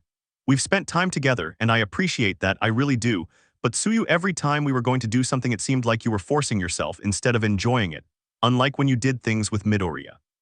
I've seen it when you went to the cafeteria when you were talking about something, or when you sometimes teamed up and you looked so calm next to him, as if he were a place of comfort for you. I noticed that whenever you could, you'd stare in his direction. And I know that neither I nor anyone else could give you the same feeling that Midoriya evokes in you. And when the topic of your family came up, well, you yourself said that your father wouldn't like me, and I thought it was the perfect opportunity for you two to finally be together. Because I only want what's best for you, it's not that I don't love you, it's that you love someone else who isn't me. Tsuyu was speechless, because she had been right and that was it, her love for the green-haired boy since their first year. A love that had been born in secret the day he risked his own life trying to protect her from Shigaraki Tamura. At first, she had imagined it was simply appreciation for him saving her, since she knew her friend secretly liked him. So she gradually began to distance herself from the boy, and as a way to forget those feelings, she had become Takami's girlfriend at the beginning of that second year, but even so the heart was not someone easily deceived or made to change its mind. Tsuyu, and do you agree with that? She asked, lowering her head. Takami only hesitated for a few seconds before answering. Takami, I just want you to be happy with who you really want. Tsuyu, and what's between us? She said, because she couldn't just replace Takami with the green-haired boy and say that nothing they did meant anything to her in the end. The boy remained silent, seemingly recalling what had happened between them. Then he smiled and extended his hand to the girl. Takami, I guess we can always stay friends, right? She had believed that Takami didn't really love her, that perhaps this was a strategy to gradually distance himself from her, or that he had even acquired some perverted trait from Mainta and Kaminari. But in the end, it seemed he was only looking for one thing, for her to be with the one he loved first, even if that meant losing her. Shaking the boy's hand, the green-haired girl approached him and gave him a hug. Tsuyu, I guess I have to thank you and I'm sorry. Takami, if your heart already belonged to someone else, I don't think there's anything to apologize for. The hug lasted a little longer until they finally separated. Tsuyu went to her room, while Takami stayed behind to clean the dirty dishes while letting out a silent, heavy sigh. Sniff. Turning his head, he realized it was his shadow brother, Dark Shadow, who was apparently crying. Dark Shadow, that was sad. Sob. Takami, did you hear everything? Dark Shadow, every word sniff. Takami, relax, he said, while handing me a handkerchief to clean himself.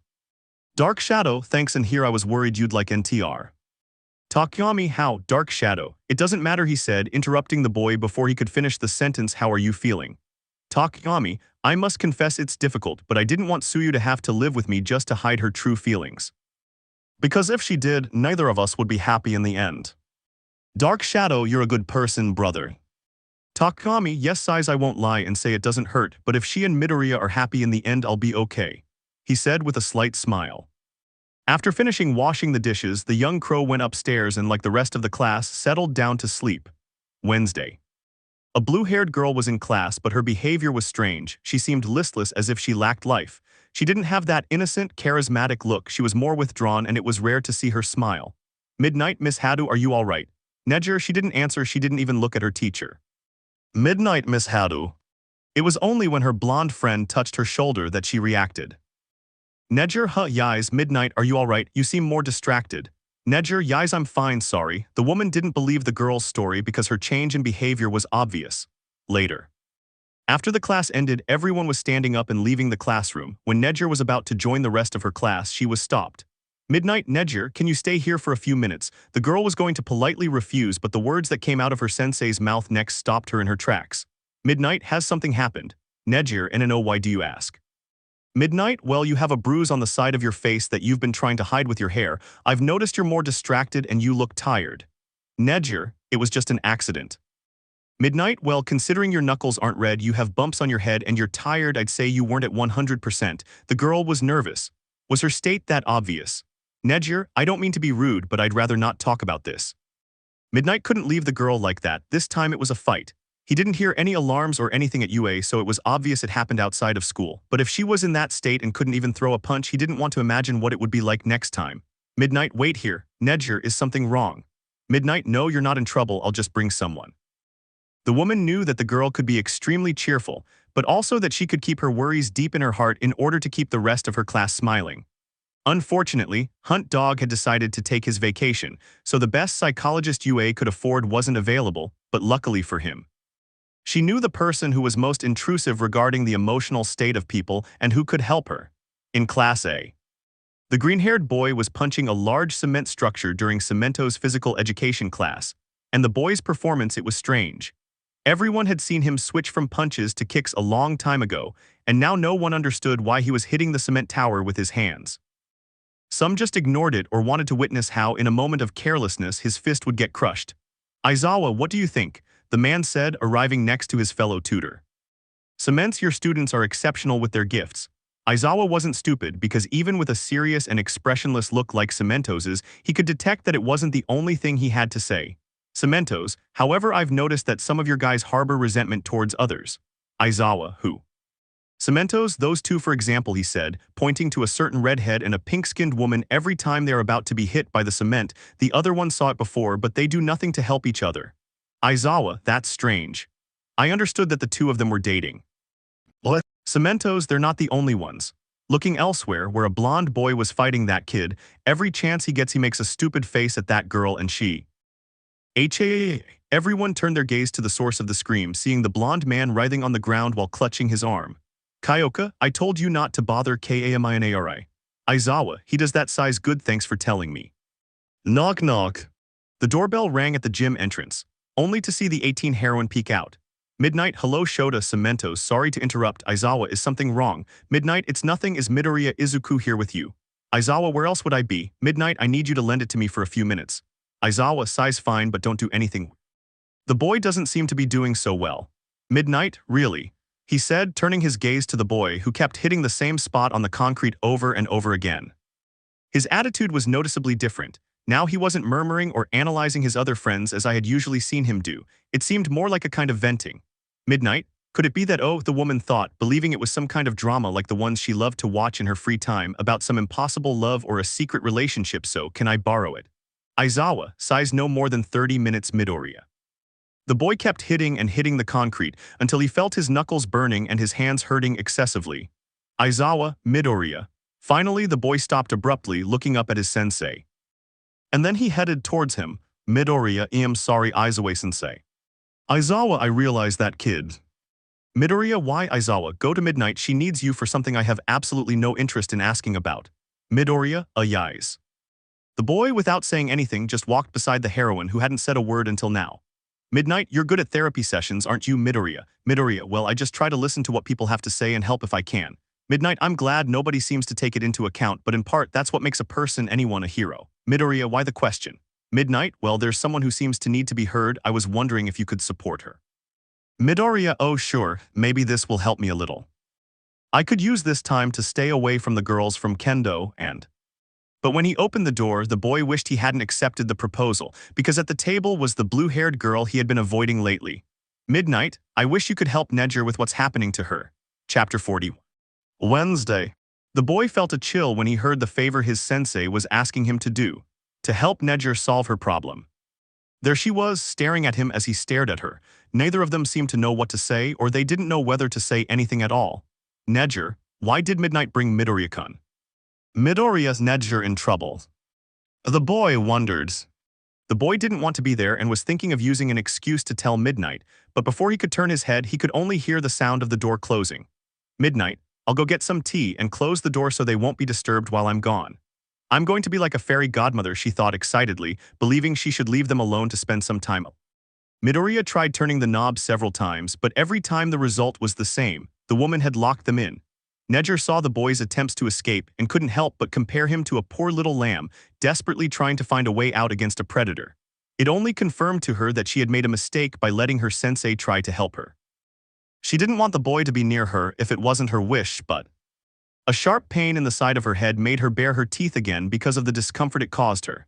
The boy noticed this, and not being quite sure whether to even approach her, he spoke. Midoriya, so... Nejire felt a chill when she heard him speak, and trying to act normal, she raised her head slightly. Nejire, I'm fine, it was just a twinge, it's nothing. The boy was about to overlook the girl's actions, but then his gaze caught sight of something that surprised him. A bruise on the side of the light blue-haired girl's face, which she seemed to have tried to hide with her hair. He didn't like what he was about to do, but no matter how hard he tried, he was never someone who would abandon another person when they weren't completely well. Midoriya, what would happen to you? Nejire opened her eyes at that question, panicked at hearing his words. Nejire, what are you talking about? Midoriya approached the girl and she, in a reflex, brought her hand to her face. Nejire, I told you it's nothing. The girl looked away. She didn't want the boy to feel sorry for her. She deserved that blow and worse.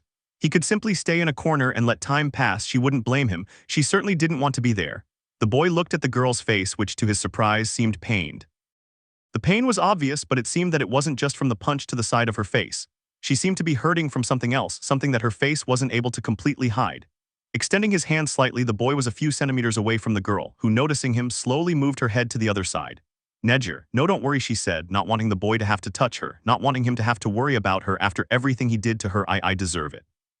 Midoriya looked at the girl, who didn't seem to want to look at him, but it didn't seem to be out of annoyance or anger, but for something else, out of fear. Slowly, he reached out and touched the girl's shoulder. She jumped.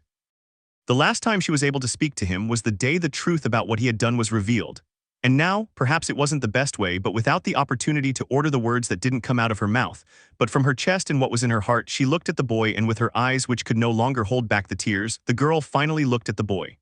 Nejire, sob Izuku, I'm sorry, I'm so sorry. Despite knowing clearly what the girl had done to him, he couldn't help but feel his chest clench with pain when he saw the image of the light blue-haired girl crying and begging for forgiveness. The curly-haired boy didn't know what to say. Perhaps it was the shock of seeing the girl cry for the first time. Or the fact that in that short time, those were the first words he had ever spoken with complete honesty. Nejire, sniff, I know you don't want to be here with me right now, and I understand. I deserve it. I'm sorry for what I did to you. There's no excuse for any of it. I abused you and your trust, and I know there's no way I can ever get them back. Midoriya listened intently, and with every word that came out of the girl's mouth spoken with pain, he couldn't help but compare himself to her or imagine himself in the future. Because his memory, functioning right now as a means of self-punishment, reminded him that he had not only been with more than one of the girls in his beds, but that he had it, with two of them without knowing what he was getting into. He could say, in a way that he had abused them, or at least their trust. Nejire, sniff, but if there were a way, if it were possible, I want you to know that I would do anything to show you how deeply sorry I am. I'll commit to being better so I can regain even a sliver of your trust, she said, closing her eyes, trying to hold back her tears. But nothing, I hear nothing else, except for a faint, silent breathing. Nejire, Alright, I understand, I'm sorry Midnight bothered you by bringing you here, she began to say while bowing in an act of apology. But then she felt the boy's hand gently placed on the side of her face. As she opened her eyes and slowly raised her gaze, she could see the boy looking at her with a compassionate expression. Nejire could never figure out where the boy's kindness and trust came from. It was something unique, and it reminded her of the person she had hurt. Nejire, you really? She asked incredulously, holding back more tears as her lip trembled. Midoriya, I admit I still don't fully trust you, he said, frowning, but I want to believe that you're telling the truth. He smiled. Nejire slowly brought her hand to the boy's while he wiped away some tears on his face that were falling down his cheeks in the process. Finally, the girl had managed to smile for the first time that day. Anyone would despise someone who abused them. Did he want the most heinous acts to befall him or the full weight of the law? Why would the boy do what he did? Stupidity at its finest. Is it learning to forgive? Or was it for something else? Midoriya, if Nejire could confess her regret, maybe I can do the same, right?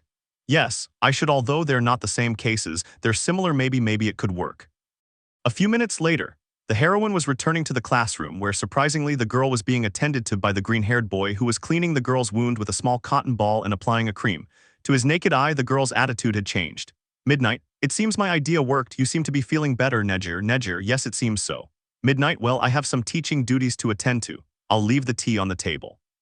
When you're finished, close the classroom door and go to your groups, okay? She said, placing the tray with both teas. They both nodded as they watched the woman close the door, leaving them alone once again.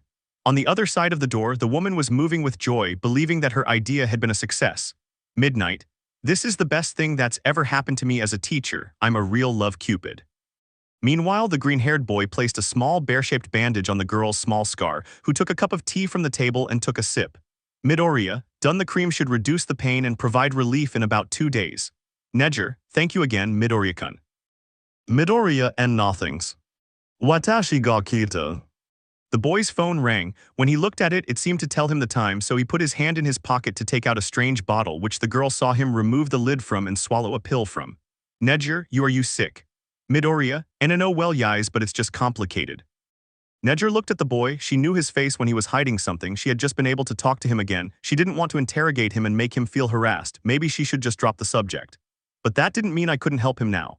She didn't want to make it sound like a debt, but perhaps if what happened to the boy were resolved and she helped him, she could become closer to him again like she once was. Nejire, I understand, that was all she replied. The boy spent a little more time with the girl before time had to separate them and break up their time together. Midoriya, I should go back to my class. Nejire, yes, me too. They both remained silent, unsure how to respond to the other's farewell without making it seem strange. Nejire, then see you later, Midoriya-kun. Midoriya, oh yeah, sure, see you later. Nejire-senpai. The girl extended her hand and the boy reciprocated, giving a more formal farewell. Nejire, thank you for everything. The boy smiled. He walked slowly. The boy left the room, leaving the light blue-haired girl. Nejire, I won't break my promise. I swear on my life I won't do anything to hurt you again. The girl, now with a determined face and her spirits revived, finished drinking her cup of tea and headed back to her class in the same manner. On the way, the boy was trying to remember which classroom the rest of his class should be in right now, when as he turned a corner, a voice called out to him happily. Setsuna, hey Midoriya, she shouted, sitting with green hair. Looking around to see where he was being called from, the boy noticed the girl, accompanied by an orange-haired woman who, upon seeing him, seemed to want to escape as soon as possible. Midoriya, oh hello Takagi-san, what's up? He asked, surprised by her call. Setsuna, oh nothing, this girl wanted to tell you something. She said, lightly hitting her friend's arms. The moment she said this, the redhead who hadn't said a word seemed to become even more agitated. Midoriya, oh sure, is something wrong? Kendo, I just wanted to know if you don't mind, that the girl stammered, trying to stay calm but with her nerves on edge. Setsuna sighs, so don't you want to go out with me this afternoon? She said, holding her friend's cheeks and speaking on her behalf. Kendo Totokagi-san. She cried out in anguish as her face turned red along with the boys. Setsuna, well, I'll leave you two lovebirds to arrange your date. She said mockingly as she detached parts of her body and flew away at high speed, leaving both young men embarrassed in the middle of the hallway. Silence soon fell, with the boy watching as the mother from Class B seemed to take a deep breath to regain her composure. Kendo, I'm sorry about that, she said, crouching down. Midoriya, okay. Kendo/Midoriya, so. Both quickly turned slightly red at the double doubt, looking away. Midoriya and Quickly catching Kendo's attention, with a curious glint in her eyes, Midoriya, where would you like to go this afternoon? Chapter 42. Wednesday. Izuku was in the shower of Building A, trying to schedule where he and Kendo could go on their date. Or rather, he tried to fill his mind with other kinds of thoughts, because every time he remained silent, where the water coming out of the shower was the only sound present, something haunted him. While she was cleaning her hair, something seemed to speak into her ear. Liar. The boy barely heard this, moved his head and opened his eyes to try to see someone, but he was the only person in the showers at that hour. Midoriya, he finished quickly, and I'm leaving. The boy did this, but the little voices in his head didn't just stay in the showers, they haunted him in his room, in the hallways, everywhere. These symptoms increased when the desperate boy went and took the bottle of pills, but they stopped once he swallowed them.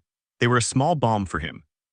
He sighed as he finished drinking water, and after leaning against the sink in his bathroom for a few seconds, the boy raised his head, only to see himself in the mirror and at the same time no. Because in the reflection he could see himself holding a gaze that denoted annoyance, weariness, shame, and disgust. The boy only sighed and slowly backing away began to close the door and turn off the light, but one last reproach managed to be heard. Coward. The boy just stared at the floor and closed the door to go to his closet to select clothes. He knew the importance of the image represented in clothing, but he never gave it so much weight when he realized that most of the clothes he owned had been worn to go out with each of the girls. From formal wear to the most casual. They all already had a weight on their heads. So much so that she couldn't choose something she had used with Ochako, Momo, Kyoka, Mina, Toru, or Tsuyu to go out with Kendo. That's how, after searching through his things, he finally found something that wouldn't make him look ridiculous but that wouldn't carry an emotional weight. Going down the stairs, the boy hurried away even though he had about an hour and a half to get to his appointment, not because he thought he would be late, but because he didn't want anyone, especially the girls, to see him. In Building B.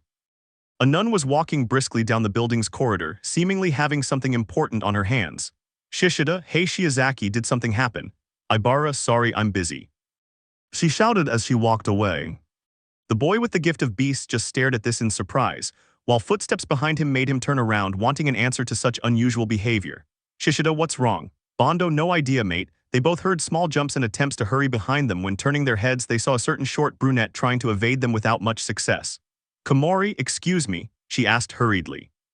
Bondo, oh sure, Shishida, come in. They both let the girl pass, who as soon as she had a clear path began to run while carrying various objects in her hands. Bondo, brother, I really want to know what's going on here. Didn't you know?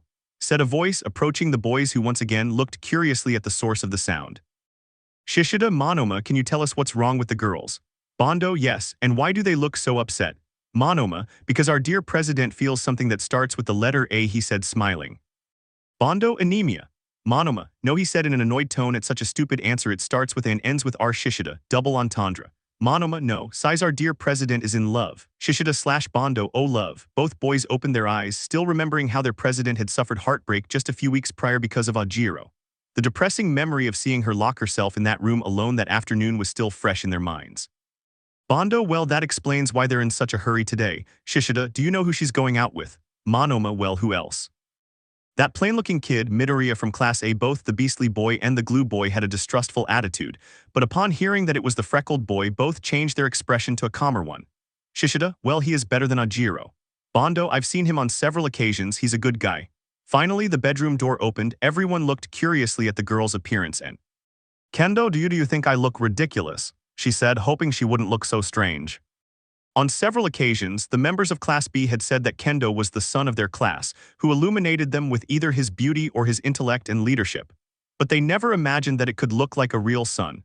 Her orange hair, her white skin, and now she's wearing a yellow dress. They didn't understand how she could ask if she looked ridiculous. None of the boys said anything, they simply raised their hands and responded with a thumbs up.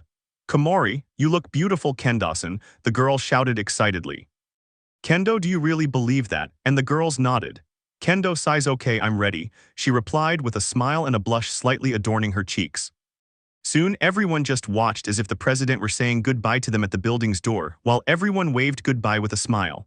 Ibara, do you think I'll be okay? Setsuna, of course I've seen Midoriya, the boy isn't capable of killing a fly, much less hurting someone. Elsewhere. The green-haired boy was at the train station, the place where his river of misfortune had begun.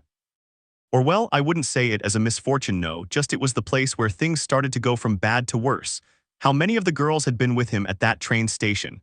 Uraraka, Kyoka, Mina, Tsuyu, Nejire. Damn, he couldn't even remember clearly anymore. But there he was once again waiting for a different girl, with a bouquet of flowers in his hand. He didn't even know why he was carrying it. He simply walked to the nearest flower shop and without hesitation bought a bouquet. But she didn't buy the typical bouquet of roses. She felt it had to be something more special, something different. Seeing the sunflowers, she couldn't think of anyone but Kendo, her warm smile, her orange hair, and her radiant presence in any situation. Midoriya, breathe Izuku, just breathes. He said to himself as he looked at how some workers, students from different schools, and the odd pedestrian at the station were looking at him. He knew that by having a routine one could read the routines of others, and it seemed that everyone there was doing it with him. Different clothes, perfume, a bouquet of flowers. It was clear to everyone there that he was waiting for a girl. The collective question was, which girl? Student 1, I think she's waiting for the connector girl, a boy murmured to his classmate. Student 2, no, look at him closely, he's dressed formally. He must be waiting for that brunette from last time, he replied to his friend. Man 1, poor girls. The boy was the elephant in the room at that moment, only able to lower his head, wishing the murmurs would stop. Hello, Midoriya-kun. Upon hearing his name, the boy looked up only to see the redhead in front of him. Unlike past occasions, the girl did not have a biker look with her hair in a ponytail or bracelets related to motorcycles. But I was going, God, I thought I was seeing an angel of light. Her orange hair shimmered in the sunlight. Her smile was bright and cheerful. That striking yellow dress made her look elegant yet simple, still beautiful. Midoriya, hello Kendo-san, he replied, stuttering. Kendo, I apologize for the delay, I couldn't find something. Midoriya, don't worry, I haven't been here long. Looking closely at the boy, Kendo noticed the bouquet of flowers he still held in his hand. Midoriya, oh right, they're for you, he said, approaching to give the bouquet to the girl. She took it, feeling her heart leap with joy. She had never received a bouquet of flowers before, maybe a box of candy from her friends on Valentine's Day, but this was the first time she had received flowers from someone. Kendo, thank you Midoriya-kun, she replied, touching one of her cheeks and trying not to stutter with her words, they are beautiful. Midoriya, did you really like them? Kendo, I loved them, she replied with a smile. Midoriya again felt his face turn slightly reddish at the girl's happy and grateful gaze. Midoriya, I'm glad you did, you look beautiful by the way. Kendo remained silent for a few moments. She had just heard Izuku call her beautiful, and this caused her cheeks to flush noticeably, easily seen by the boy. He responded as he usually did. Making things worse. Midoriya, I mean, it's not that you only look beautiful this time, you look beautiful all the time, it's just that. And in response to that other compliment, the girl only reacted by hiding her face with the bouquet, trying to conceal her now completely red face. Meanwhile, she received more and more compliments from the boy, who tried to soften his words, only making the situation worse. Soon, the shame was so great for both of them that they simply remained silent. Minutes passed until the train arrived at the station. Upon entering, they both remained silent, unsure how. Kendo, I really appreciate everything you said about me, he said, looking in another direction, even if it wasn't intentional. Midoriya, I apologize for that, he said sheepishly. Kendo, okay, that's kind of like you, and actually it's kind of cute too, he admitted, smiling at the boy. He could only feel his heart gradually begin to beat stronger, eventually feeling a slight warmth. Meanwhile, Kendo laughed sweetly at the boy's reaction. Midoriya, WL, where are we going now, by the way? Kendo, well, since you and I already went to a place I wanted to go, I thought maybe we could go and do something you like. Midoriya opened his eyes slightly, doing something he enjoyed. That really sounded nice to him, but what could they do to pass the time, work out? No, neither he nor Kendo had brought a change of clothes, and besides, a gym date would be weird. Go to a hero convention. And I know he didn't think that was the most fun thing in the world for a date. The boy gradually began to make small murmurs, which the girl already imagined what they would be about, so laughing slightly at the boy's typical reaction, after dissipating her slight giggles, she addressed the boy. Kendo, actually, since I figured you might be looking for something for both of us instead of what you genuinely wanted, I went ahead and got these, he said, handing over what looked like tickets for something. When he took it in his hands, the boy's eyes widened in shock. Midoriya, thighs, this is. Kendo, yep, tickets for the International Heroes Fair. Midoriya, but they've been sold out for months, how? Kendo, let's just say I had to ask for a couple of favors, but that doesn't matter. Yesterday. Kendo was in Director Nezu's office, helping the man fill out a mountain of paperwork, separating old and new documents, and listening to the man and his strange anecdotes. Nezu, then the criminal, lay on the ground after that blow Cementos gave him. I admit that for a moment I thought he would kidnap me like I was a stuffed animal, hee. Kendo, yis coughs, excuse me, Director Nezu, are there any more papers I need to finish labeling? Nezu, there are still 3 batteries missing, then I can give you the tickets you asked for. I admit I found it curious that you would request such a favor. Having the title of president of Class B, I expected it to be something for your class. Kendo, WL, don't they say that one should help everyone but not forget about oneself? He said, not wanting to elaborate on his plans with the green-haired boy. Nezu, and you're right, we should help the world, but we should also take a little break and be somewhat selfish, but not too much. Well, I'm going to the teacher's lounge for a meeting. Let me know when I'm finished and I'll personally deliver the tickets. See you later, the rat said, waving his paw in the air as he left. Today, the couple was walking through the tourist area where they would steal each other away without realizing the glances of the other couples who saw them. Wondering how long they'd been dating since both were beaming and exchanging thoughtful gifts, some even envied these displays of affection. Neither of them noticed, lost as they were in their own little world. Kendo, we're here, he announced, standing in front of the large building. The boy looked at the scene, with large banners printed with the images of heroes who had just emerged into the world. Other veterans, conventions, talks, even autograph signings. Midoriya, this is incredible, he said in a surprised tone, admiring the place. Kendo, I'm glad you like it. Midoriya, but are you sure about this? I wouldn't want us to spend all our time here and for you to get bored. Kendo, Izuku-kun, I'll be fine. Nobody said I'd be bored. Besides, you and I went to a little motorcycle festival and you put up with me talking about you the whole way there. I'm practically paying my debt, and besides, I think it'll be fun. Midoriya, are you absolutely sure? He asked once more. The boy was nervous. It was the first time a girl, well, actually a person, had accompanied him to a convention. And if it was a date, he didn't want to ruin his time with Kendo by standing in line for hours to get an autograph from some foreign hero. Kendo simply approached the boy and, gently taking his hand, looked him in the eyes and gave him an answer. Kendo, completely safe. With a bit of the confidence that the girl exuded, the green-haired boy smiled, and with a similar smile they both entered the building. A few hours later, the green-haired orange-haired couple were leaving the building, now covered by the dark blue of the night, while both were carrying some accessories and merchandise from various different heroes. They had been wandering around the place for hours, buying some sweets and having a good time. How Kendo asked a hero how many types of martial arts he mastered, how long it took him to establish his agency. What his favorite part was about being a pro hero. Meanwhile, the boy enjoyed listening to their opinions. He had usually attended those kinds of events alone and had never cared, but the girl's presence at that moment, the fact that she was there with him, I adored him. But he had to admit that he felt a chill when he read the message at the bottom of a sign. Event sponsored by Yaoyorozu companies. With the constant fear that at such events, by some twist of fate, he might run into his dad. Kendo, how was your trip? He said, eating from a bag of potato chips and pulling the green-haired boy out of his mental paranoia. Midoriya, oh, I really liked it, thank you, Itsukasen, he said, trying to calm down a bit and put on a smile. Kendo saw the boy's cheerful face. Seeing him smile was the reason why she herself would put on a smile. She was grateful for the moment when the boy, as nosy as ever, took an interest in her that day, how he didn't leave her alone despite her insistence on doing so, how he cared about her well-being, her feelings, and her passions. Her pretty face, her feelings, her passion for the heroic profession, her selflessness, and her lovely reactions to compliments. Everything about him was wonderful. She hadn't yet said what she wanted to tell him, but perhaps his next move would give her the push she was looking for. Back at UA. The boy had finally arrived at the building, accompanied by the redhead who had been carefully holding the bouquet. Midoriya, thank you so much for today, Itsukasen, see you tomorrow. The boy was about to start walking but stopped when his wrist was grabbed. Midoriya turned to look at the girl who was staring in another direction. She seemed nervous. Midoriya, no, please don't be. Is something wrong, Itsuka? Kendo, Izuku, there's something I've wanted to tell you. Inhales and exhales. I have been thinking about how to tell you this, but ever since the day you worried about me, the day you stayed for me, I've held you in high regard. But when we started dating, a feeling grew inside me. Touching his chest, I thought it was just friendship. But it wasn't, it was something more, Izuku. I don't know exactly how to put it into words, so please, I apologize. The girl, still holding the freckled boy's hand, was getting closer to the boy who wanted to run, wanted to scream, wanted to cry because of what he knew was going to happen. Kendo's hand cupped her cheek, his lips pressed to hers, and she waited for him to reciprocate. The boy was motionless, but once again his body acted on its own, and placing his hand on the girl's waist, he enveloped her in a hug. At that moment, the girl began to shed tears, tears of pure happiness. She felt she had found true love, a pure love that would never hurt her.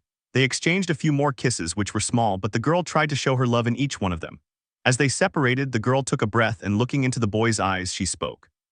Kendo, Izuku, would you like to be my boyfriend? The boy froze. He didn't know what to say to her. He didn't want to be her boyfriend if she was still keeping that secret. Midoriya, I. The girl was waiting for an answer, but the sound of the doorbell interrupted them. The boy jumped in fright while the redhead simply gave a slight start. Turning his head, the boy came face to face with a man with jet black hair and tired eyes. "Aizawa kid, what are you doing here? You should be in your room by now." "Midoriya, why yes, sorry Aizawa. Kendo, you should go back to your building too. Vlad will ask me what you were doing here. Whatever you two have to talk about can wait until tomorrow. Now get some rest." Midoriya/Kendo, yes.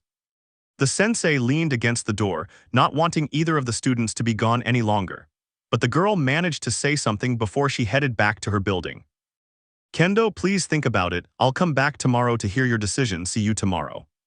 The boy then just watched the girl walk away while his sensei kept a fixed gaze on him.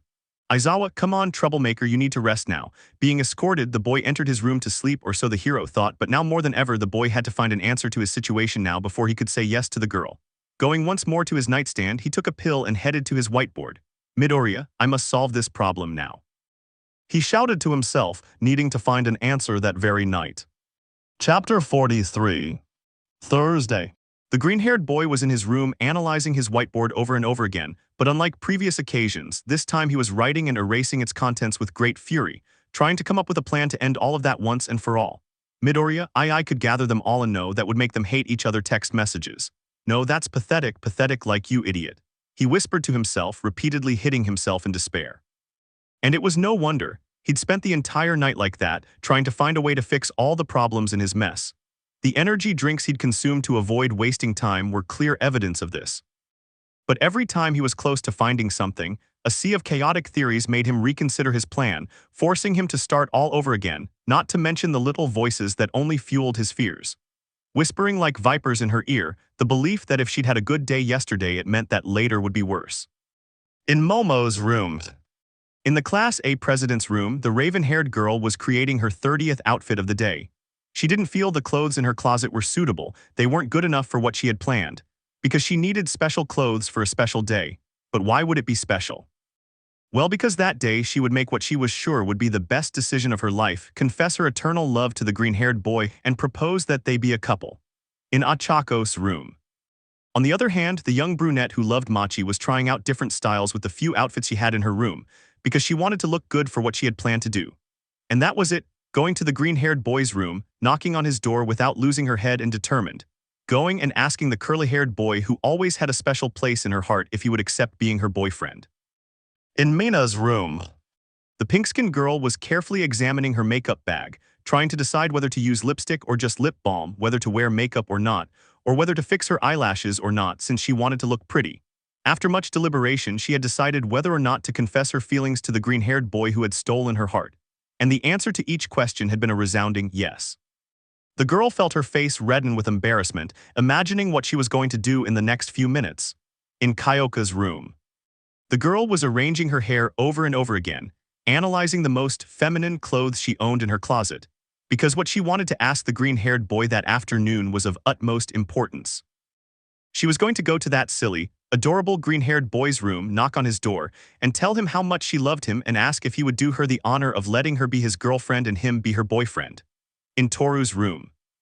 The invisible girl was trying to decide the order and words she should use to approach the green-haired boy.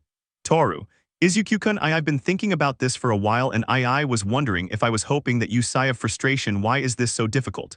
The girl pressed herself, bringing her hands to her face. It didn't need to be visible to imagine the sorrowful face she had at that moment. "Toru, inhales and exhales, Izuku, I was wondering if you wouldn't mind being my boyfriend, wouldn't he mind?" She wondered to herself at such a ridiculous request. It's simpler in romantic novels and movies. In Soyu's room. The little frog, like the rest of her friends, was in her room getting ready while she was brushing her hair. Several memories of her with the boy played in her mind. The time when the boy saved her from Shigaraki even without knowing her very well. Her concern when she learned that he had gone with some of his friends to save Bakugo. The number of times these two teamed up or just hung out when possible. A warm feeling invaded her chest, causing her cheeks to blush as only the boy was capable of provoking this reaction in her, and it only prompted her to do what her heart dictated. "Tsuyu, today's the day, Kiro," she said to herself in front of the mirror, full of confidence and with a slight smile. In the kendo room. The girl was putting on some perfume while smiling. Her date with the boy the day before had been wonderful. They had had fun and most importantly, she had been able to kiss the boy and he, far from acting against it, returned the kiss. She only wished she could hear him accept her small proposal. Her heart beat faster at the memory of what she had suggested. Will you be my boyfriend? Remembering this made the girl jump for joy, thrilled to hear the green-haired boy say yes. But she couldn't get ahead of herself. Perhaps the boy had a reason to refuse, but that kiss made her fantasy a reality. They had agreed to return that same day to find out her answer, and she was beyond excited to meet her. In building. The punk girl was the first to leave her room, wearing a dress that, in Kaminari's words from the past, would have seemed strange to anyone more feminine. But she didn't care because if it was for the green-haired boy, she wouldn't have any problem dressing like that forever. She was walking down the hallway wearing a smile, imagining what she had to say to him, but a voice across the hall pulled her from her thoughts. Momo, oh hi Kyoka-chan, greeted her friend. Kyoka, hello Mama-san, good morning. Momo, hey, you're wearing a dress, that's something new. Kyoka, heh, yes, it's just that I'm going to do something important and I wanted to look good. She admitted with a smile. Momo, oh fantastic, she said, clasping her hands together, happy at her friend's news. Kyoka, and what about you? It's not usual to see you wearing something so expensive in the dorms just for the sake of it, she added, noticing the girl's outfit. And it was no coincidence because Azabash, as refined as ever, wore a white sweater which, despite being simple, clearly belonged to a very expensive brand. She paired it with a wine-colored skirt that almost completely covered her legs and looked equally stunning. Momo, does it look good? I made it myself, she said, smiling. Kyoka, you used your quirk to create clothes. What happened to affecting the economy and all that? Momo, well, it just so happens that I also have something important today and I wanted it to be special. She replied with the same excitement. Kyoka, really? Hey, that's good for you. Both girls just smiled and kept walking. At first it was fine, nothing out of the ordinary, but when neither of them left the building after crossing the common room and seeing how they were both going to head towards the side of the building designated for the boys' dormitories, it was somewhat awkward. Kyoka, I thought I said I had something to do. Momo, wasn't she going to go out? Step by step, the two girls felt strange, and even more so when they both stopped in front of the green-haired boy's door. Kyoka, you. Momo, Kyoka-chan, were you going to talk to Midoriya-kun? Kyoka, well, yes, and you. They both remained silent, unsure how to respond, but a series of footsteps coming from the stairs alerted them to the arrival of a brunette at the same time. The girl who had been wearing a smile vanished in seconds when she saw her friends in front of the boy's door. Uraraka, oh hi Yaoyorizusan, hi Jirosan, what are they doing here? Did something happen? She said, feigning normalcy. Momo/Kyoka NNO. Momo, Uraraka-san, were you looking for something? Uraraka, WL, not really, I was just going to talk to Deku-kun. Both girls thought it was a logical answer. They had been friends since the first day they entered UA, but his outfit, it didn't quite convince them. Momo, on the other hand, was suspicious. Her outfit appeared to have been carefully selected. And Kyoka could hear her heart pounding in fear. Clear panic, but the light footsteps coming from the stairs did not stop. Well, I could hear what sounded like two more pairs, the first one being the pink-skinned one who jumped and caught the attention of the group. Mina, good morning everyone. Enthusiastic greeting. But no one returned his greeting. Mina, hey, why so cold, she said humorously. Now it was the brunette who joined the surprise club. It was strange to see the punk and her president in front of Midoriya's room, but now Ashido, it couldn't be a simple coincidence. Uraraka, Ashidasan, are you using? Mina, yes, I decided to use the cosmetics set that Momo gave me for my birthday, just a little, but it looks cute, right? Uraraka, were you going to do something? Mina, well, I was just going to talk to Midori, that's all, she said, reacting with her cheeks slightly flushed. The atmosphere was getting heavier and heavier, but they weren't stupid. The fact that practically 4 girls wanted to talk to the same green-haired boy was suspicious. But Azabash couldn't question aloud, because once again a new voice sounded in the hallway. Toru, girls, hi, what are you doing here? The invisible girl questioned, witnessing almost all of her friends standing in front of the same. Tsuyu, what are you all doing here? The little frog behind the invisible one asked, observing the current state of the corridor. Happiness was a memory from just 5 minutes ago when nobody said anything. For one reason, nobody dared to approach the boy's door and knock on it. The atmosphere felt strangely heavy, especially when the president spoke. Momo, I guess we're all here because of Midoriya-kun, aren't we? And they all nodded. Momo, and can we know why? Once again, nobody said anything. Not even Azabash herself had the courage to say that she was there to ask the boy out. Momo sighs, I guess there's only one way to find out. The black-haired girl looked at the door and knocking 3 times in a row called the boy's door. The others felt their hearts beating fast, scared that Azabash had been the first to react before them. A few seconds passed, but nothing happened. Not a single call from the other side or any sound of someone about to open the door. Momo noticed this and once again she knocked on the door. But the result was the same. Momo, that's strange, she said, beginning to create a key from the palm of her hand. Inserting the key, the black-haired girl was opening the door of the green-haired man, given the lack of response to her knocks. But as soon as she opened the door, a small ball of paper was thrown to one side. As she opened the door, they saw more and more similar papers decorating the floor. Even with the lights on, a heavy, desperate atmosphere hung in the room. There were several papers with barely legible writing, and the green-haired boy stood in front of a whiteboard, whispering incoherently. And where were their names written there? Midoriya, could I talk to each of them in their rooms? No, if I did, I might get distracted, and if I were to say something, it would be awkward to be there in my room. No, they wouldn't let me finish explaining anything before they hated me. What am I going to do? What am I going to do? Momo, Midoriya-kun. The boy stopped writing abruptly, frozen by the president's voice behind him. Still trembling with the chalk in his hand, the boy turned his head and his reality was much worse. All of her classmates were standing there, some of them looking at the notes and what little could be read both on them and on the blackboard behind her. Momo, date with Kyoka. Kyoka, date with Mina. Mina, date with Ochako. Uraraka, date with Tsuyu. Tsuyu, date with Toru. Toru, a date with Kendo. They read them all, their expressions shifting between annoyance and doubt. They couldn't believe it was true. And they were looking to the green-haired boy for an explanation. Tsuyu, Midoriya-kun, what does this mean? Kiro. Midoriya, no, God why. G-girls I can explain, he said while his voice and body trembled slightly. Hearing those words, the coincidence that they were also dressed up and looking for the green-haired boy, and the irrefutable evidence all around them for all of them, it was obvious what was happening there. Momo, Izuku, could it be that you? Midoriya, NNO. Yes, but girls NNO, it's not what you think, he shouted desperately, unable to stop waving his hands. Kyoka, no way, it's not true, the girl murmured incredulously, unable to believe that the boy had orchestrated such an act. Mina, I gave you mice. Kyoka said nothing, but clearly hearing her murmurs and her heart beating differently, painfully and slowly, made it clear to her that she had experienced something similar to what she had with the boy. Meanwhile, another one of them was feeling her heart shatter into 1,000 pieces. It was happening to her again, the same thing she wished would never happen again was occurring. She had just been deceived once again. The sweet boy who cared for her, whom she believed was her support system and the last person she thought would betray her like that, after she had given him her complete trust and heart, had just shattered it into 1,000 pieces. Like a piece of porcelain cup being reassembled and falling to the floor once again. The girl couldn't hold it in and trembling, she began to cry. Upon hearing the first lament, both Mina and Kyoka shed a single tear, for they had not only given their hearts to the same boy but also their first time, and discovering this was torture for them. With every tear he saw, with every look of disappointment and sadness he received, added to the panic, fear, and desperation of wanting to explain everything but without a single damn word in his mouth, it made his heart twist in his chest. Midoriya, G-girls I don't please, I know it looks bad. And it is the boy tried to say, but he couldn't find the calm to organize his words. Momo, you tricked us. And like a stab wound, the girl's words pierced the boy's desperate and frightened heart, which felt as if it stopped for a few milliseconds.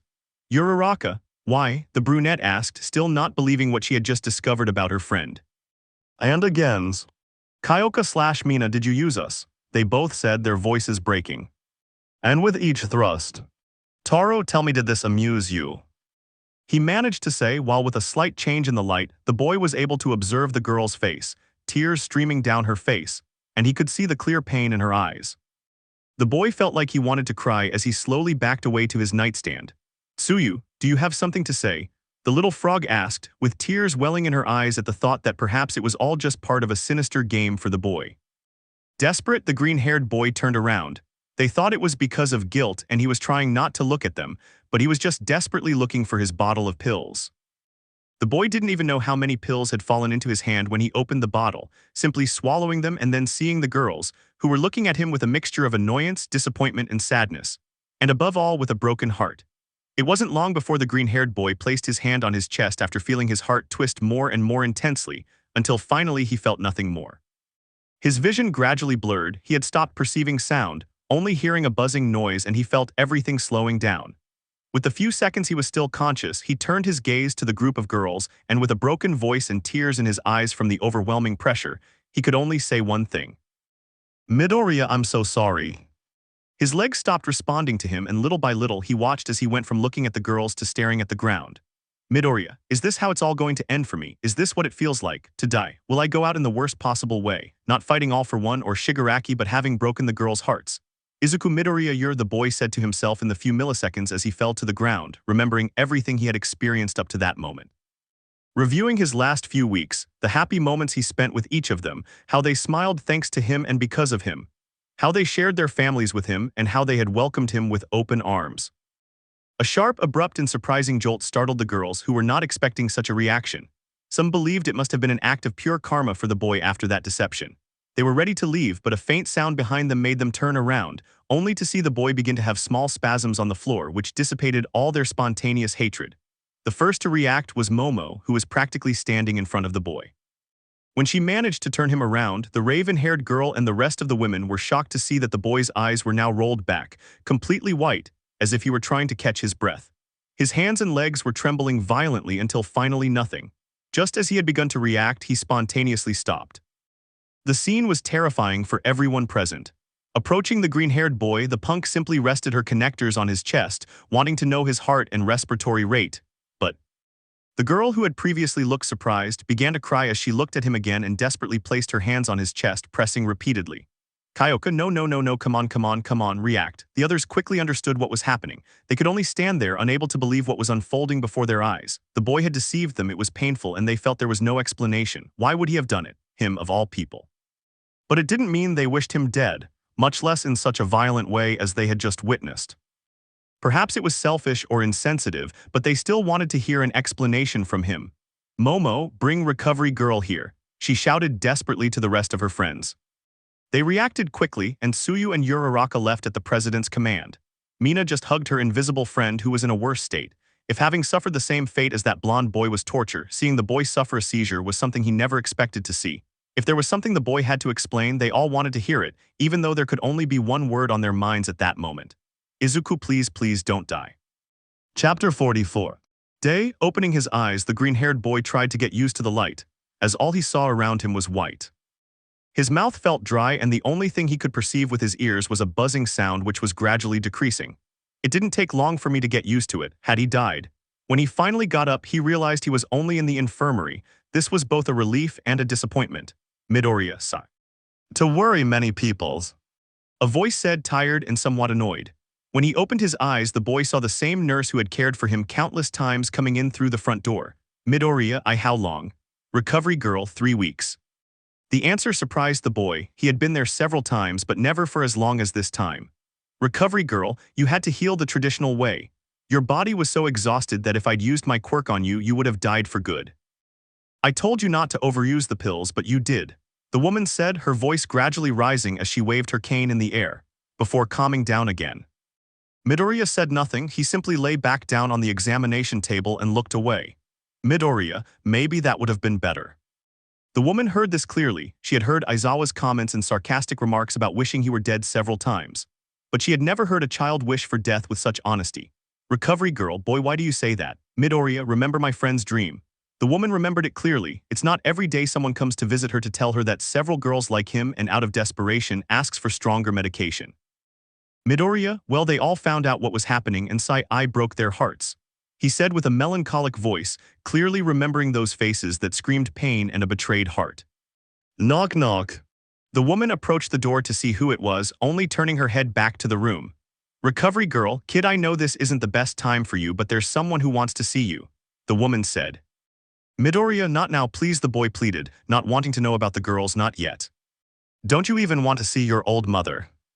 The green-haired boy opened his eyes and turned his head toward the door, seeing that it was none other than the woman who had given birth to him and raised him, the first woman in his heart, his mother.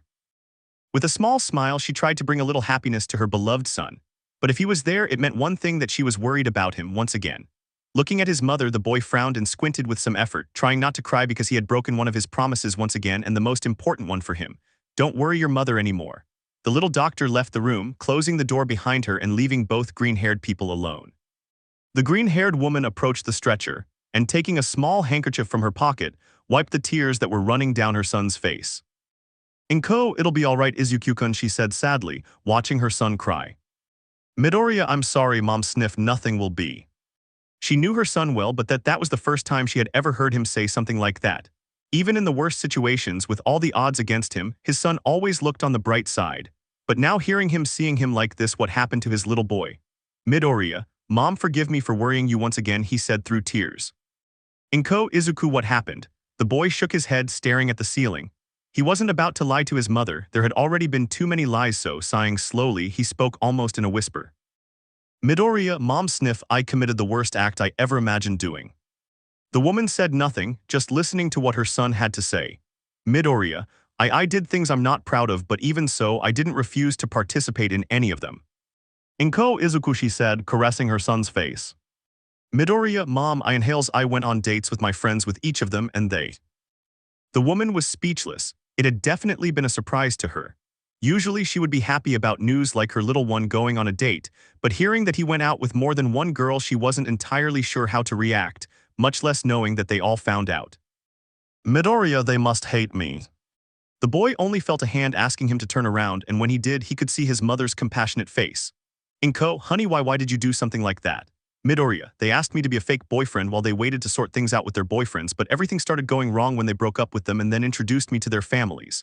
Their families seemed fine with me around, and I knew it was wrong, but every time I went out with one of them, Inko was now truly surprised. It was one thing to go out with several girls, but to discover that they already had boyfriends, and to have been introduced to their parents and have them adore him.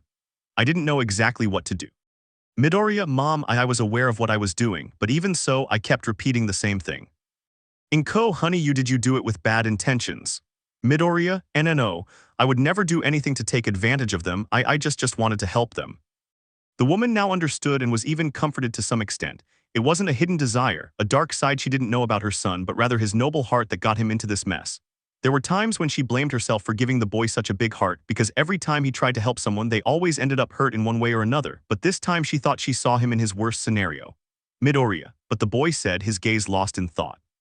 Inko, but Midoriya, at one point I think that I also fell in love with them, he admitted, his lip trembling as he accepted what he had tried so hard to hide, what he had tried so hard to convince himself was a lie. The woman had dreamed countless times of the day her little boy would admit to being in love with someone, but she never imagined that the reason or the circumstances would be like that. They were both silent for a couple more minutes. The woman wanted to give her son advice, but what kind of advice can you give someone in such a situation? The woman thought until the infirmary door opened once more, revealing the little nurse again. Recovery girl, I don't mean to be intrusive, but I must inform you that visiting hours are over. Inko, oh of course, honey, I'll come back tomorrow. She said, kissing her son's forehead, wishing him a speedy recovery. Recovery girl, and you should sleep a little more, your condition looks better, but you will still be under observation in case any other doubts arise. Midoriya obeyed and without further ado closed his eyes, but the fear of what would happen next still lingered. In Class A.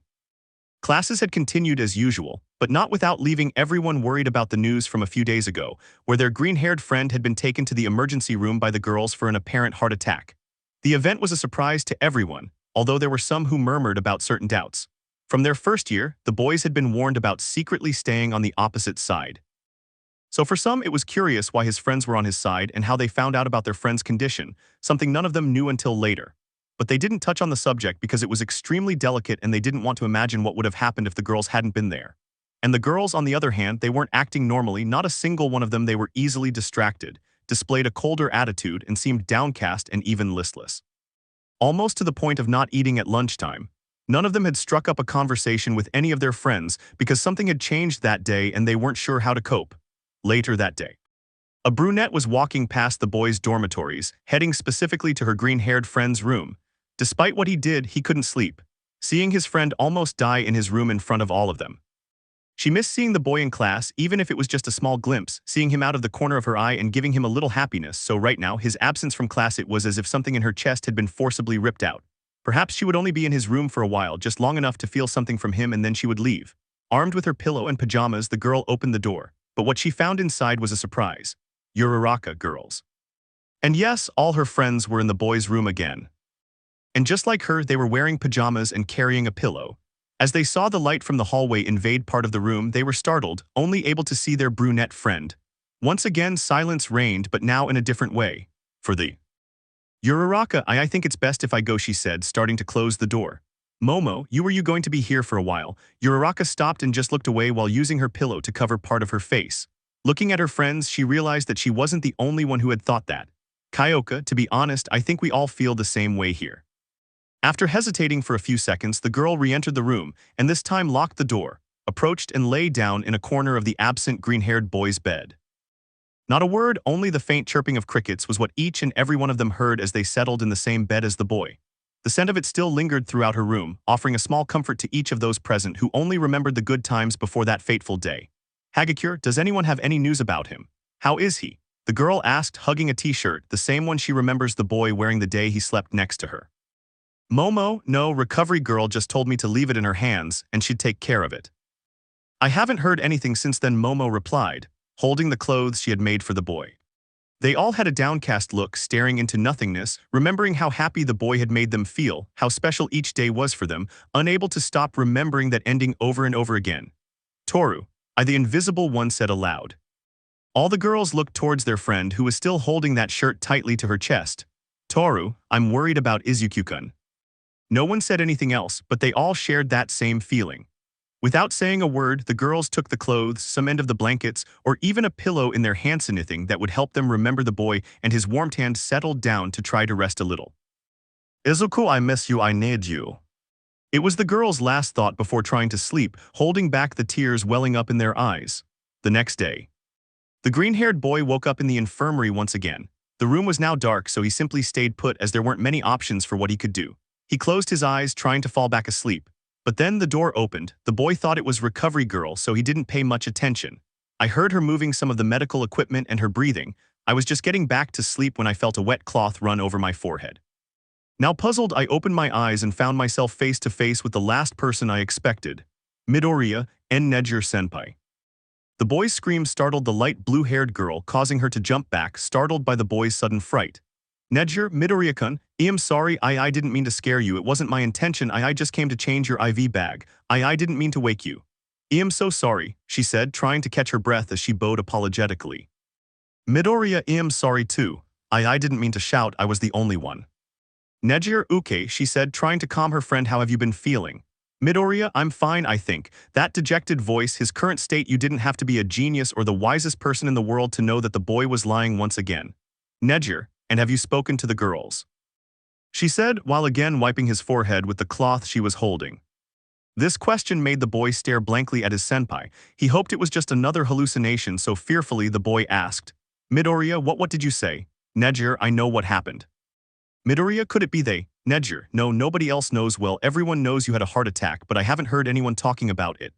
I found out because I went to your room the other day. I came in through the balcony to look for you and I saw your room was empty and then I saw the whiteboard. Midoriya, and recovery girl asked you to take care of me. Nejire, actually I asked him to. Midoriya, but why? Nejire, because I was worried, she said, placing one of her hands on the boy's. Midoriya, but I. Nejire, I know I did something terrible too. I know it wouldn't be the same, but you were able to give me a second chance. Midoriya felt the girl gently rubbing his hand while giving him a smile. Midoriya, thank you, Nejire-senpai. Minutes passed, during which the girl would help the boy get a little more comfortable or they would just chat a little, but the sliding of the infirmary door caught the attention of both of them. Inko, Izuku-kun, I brought you some food. The woman said before noticing the light blue-haired girl in the room, sitting beside her boy's bed. Inko, she must be one of Izuku's friends. Midoriya, hello mom. Nejire, is she her mother? She thought fearfully because she hadn't expected to meet her. Inko, nice to meet you, I'm Inko Midoriya, she said kindly as always. Nejire, hello, nice to meet you, I'm Nejire Haru. Inko, you must be friends with my Izuku-kun. Nejire, yes, that's right. Inko, can you and I talk? The request made the girl open her eyes in astonishment because she hadn't expected the woman to want to talk to her. Nejire, of course I accept, unable to find or imagine an excuse to refuse. They both left the infirmary, and after hearing the door close, the girl wished it would all be over soon, but when she turned around and saw the woman, she was bowing towards her. Nejire, what? Inko, I'm sorry for my son's actions, he didn't mean to hurt any of you. He was just trying to be a good boy and help as much as he could. I admit that's gotten him into bigger trouble, but it wasn't out of selfishness, a mean joke, or to take advantage of any of you. He was just trying to make you happy. I'm sorry if he caused you any distress, but please, I beg you, I implore you not to hate him. The woman pleaded. Nejire was speechless. Now she understood the boy's actions and his personality. Approaching the woman and placing one of his hands on her shoulder, the woman listened attentively. Nejire, Mrs. Midoriya, it's not possible that you're asking me that. The woman felt that perhaps her efforts were in vain, but all the same she had to have tried. Inko, I understand. Nejire, you can't ask me not to hate him when I can't hate Izuku, I really love him. Chapter 45. 3 weeks ago, a redhead was walking across the UA campus, heading towards the class a dorm building. Every student who saw her could observe something clear about her. Her enormous smile clearly showed the happiness she felt at that moment. Well, she was about to see the boy she liked and find out the answer to her question from the day before. Will you be my boyfriend? She knew it wasn't good to get ahead of herself, but remembering that kiss made her heart beat with excitement. He quickened his pace so as not to wait any longer. After a few minutes, the girl was entering the Class A field. Going over the words he was going to say to the boy before going in, but all those thoughts had to be abruptly stopped when I heard the door open. Kirishima, quick, make space. Curious about it, the girl was about to ask what was happening when she felt her heart stop beating for a few moments as she witnessed what was in front of her eyes. That green-haired boy whom I had so eagerly awaited seeing that day was being carried by his class president, unresponsive, motionless, almost lifeless. Kendo, what? That was all the girl could say in disbelief, before Lita carried him on her back and ran as fast as she could for help. The class didn't wait, going behind their president to find out if they could help in any way. One of them noticed the redhead approaching her. Shiro, Kendasan, is something wrong. Kendo, Enano, what happened to Midoriya? Shiro, I don't know, the girls found it in their room. Sorry, I have to go, he said in a worried tone as he ran off again to catch up with the rest of his class. The redhead just watched him leave, then turned her gaze to the entrance of the building and saw the group of girls at the door. She approached slowly, clasping her hands together, and spoke with concern. Kendo, Momo, what happened to Midoriya-kun? The girl waited but received no response. She only saw her delicate friend moving her hands non-stop while she had slight tremors. This was something shared by the rest of the girls, who walked non-stop or tried to calm themselves down in different ways. Momo, I knows. Kendo, I understand, I should go back. See you later, he said, thinking it must be a shock for the girls to have found the green-haired boy like this. As she took a step, she felt like several pins were being stuck in her heart, seeing the boy like that. In Building B, several of the girls were extremely excited, wanting to hear the news of a yes from their president, or failing that, a massive blush from her. Komari, here he comes, said the little brunette looking out the window. Setsuna, okay, everyone to your places. Quickly, Class B hid to wait for their friend to enter. Opening the door, the girl entered silently but surprisingly. Class B, congratulations to the happy couple. They all shouted in unison, some pointing out small details or celebrating the relationship of the mother in their class. But all smiles, all emotions were buried when they saw the girl looking depressed. More than one person felt uncomfortable, even believing that she had actually been rejected. Setsuna, girl, are you? But quickly the girl's sad face filled with tears and she began to sob and gradually threw herself against the wall, finally crying. The girls approached their friend trying to comfort her. Setsuna, girl who? Ibara, what happened? Kendo, sobs Izuku. Pony, I wanna kick his ass, the girl said, believing that the green-haired boy was the cause of her friend's current state. Kendo, no, sob he. Nobody understood anything. Only later that day, after warnings from the teachers and some rumors, did the class find out about the boy's condition. But since then, the redhead was not the same as before. Days later, another night in which the girls invaded the green-haired boy's room. Each of them felt something similar to discomfort being gathered in the room of the same boy they all liked, but they had to learn to put up with it, or it could cause a fight whose origin would be difficult to explain. Some others avoid the topic with short conversations or something else trivial, but in the end, the topic was unavoidable. It was brought up by one person. Uraraka, so all of us. Quickly, their gazes shifted to different points in the room because even though it was obvious, it felt strange to confess it out loud. Tsuyu, it was something recent, actually. Uraraka, and how did it happen? She asked, somewhat intrigued and attentive to her companion and friend, who was the only one who answered. Tsuyu, I'll just start with a favor.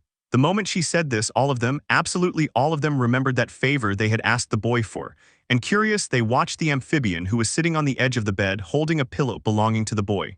Mina and Kyoka, what kind of favor was that?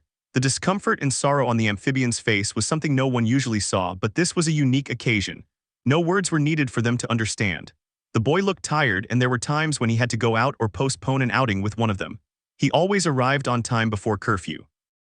He tried to keep his promises to them, and he fulfilled even the smallest detail of wanting to keep it a secret, but it seemed that this had finally taken its toll on him. Kyoka, I shouldn't have been so harsh with him. Mina, he only did what we asked, and he never refused. Momo, we're to blame for what happened to him. This only made the memory of his smile and the beautiful moments they spent together burn like tempered steel in their hearts. They were heartbroken for having put the boy through such hell. They all had to apologize to him. Now. The light blue-haired girl stood before the green-haired boy's mother, offering a warm smile. But internally in her heart, the girl felt immense pain. Physical training seemed nothing compared to that. The woman apologized for what Izuku had done, believing that she was a victim when she was one of the causes of the boy's condition. But if I told him the truth, I assumed two things would happen. The first is that the woman will try to kill her, and I wouldn't blame her, she deserved it. And the second, that the woman collapsed right there. And knowing the green-haired boy, if the woman was an image of the boy, the second thing was most likely to happen. He didn't like it, he despised what she did since she didn't deserve such sweet words, but only in this way could he give the woman a sliver of peace and tranquility. After a few seconds, the light blue-haired woman left, allowing the woman to spend a few minutes with her son and take care of him. In the cafeteria. It was lunchtime and the redhead was with the rest of her class. Some were eating, others were chatting, but all kept their eyes fixed on their president, who, since sitting down, had not touched her plate. She just stared at him without moving a muscle. His current state had changed. He didn't usually chat with anyone unless it was strictly necessary. And she wasn't the only one, because since that incident, the girls in Class A had also acted differently, which was noticed by their own classmates. Kendo was noticeably surprised by this reaction, but she couldn't give it enough importance because the boy's thoughts occupied the space. Setsuna, Kendo-san. Hey, the guys and I were chatting, and we were wondering if you'd like to join us this afternoon. We were thinking of going for a walk and stuff. But the girl didn't look at her friends, she just shook her head from side to side in a clear no. Setsuna, oh okay, maybe later, she said simply, returning to her seat with her lunch. The orange-haired girl just let out a soft sigh before turning her attention back to the plate in front of her. Everyone was worried about their president. She was the sunshine of their class, the one who motivated them to improve and keep going. Seeing her in that state, it affected them all, and if it affected them, they couldn't imagine how the girl herself must feel. Pony Poritsuka, she said in a sad voice.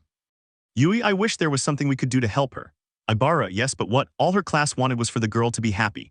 She had been going to look after the boy every now and then. If it were up to her, she would have wanted to be there all day, but at Recovery Girl's request, it could only be for a few hours. It wasn't much, but it gave her the small feeling of doing something. Then a sound in her pocket, accompanied by a slight vibration, pulled her out of her abyss of sadness. When she picked up her phone and saw what the message was about, her eyes widened in surprise. Kendo, awake. The girl stood up and ran hurriedly to the infirmary. Monoma, Kendo-san, where are you going? Setsuna, girl, wait. Quickly, the orange-haired girl left the cafeteria, and moments later, the girls from Class A continued on their way, which was seen by the light blue-haired girl. In the infirmary, the green-haired boy was still lying down. His mother had left a few minutes ago and was just waiting to start again his recovery routine that he had been doing with the help of the little nurse, in addition to her scolding him for his arrogance. When I heard the door, the boy started to stand up, ignoring the door. Midoriya groaned. So what will happen today? The boy said with effort, but wanting to get off the stretcher already. Receiving no response, he looked up, but was surprised when he was surrounded by her waist and upon closer inspection, saw the orange-haired girl. Midoriya Itsukasan. No sooner had she said his name than he felt her grip tighten on him, not with the intention of hurting him or anything like that, but it was a hug meant to tell him how much she missed him and how worried she was about him. He slowly lowered his hands until he could cover the girl with them, and when she felt it, she began to shed some tears. Midoriya, yo. But before she could speak again, the door opened once more, revealing that it was the rest of the girls. His heart began to beat fearfully again, panicked at the thought of returning to the scene of that day. But he could only react with surprise when he was surrounded by different arms at that moment. Mina, we're so sorry. Momo, it wasn't our intention for this to happen. The boy heard this, felt tears forming in his eyes as he began to tremble, still not being released from that embrace. The coldness of the room seemed to disappear, filling it with a feeling of warmth.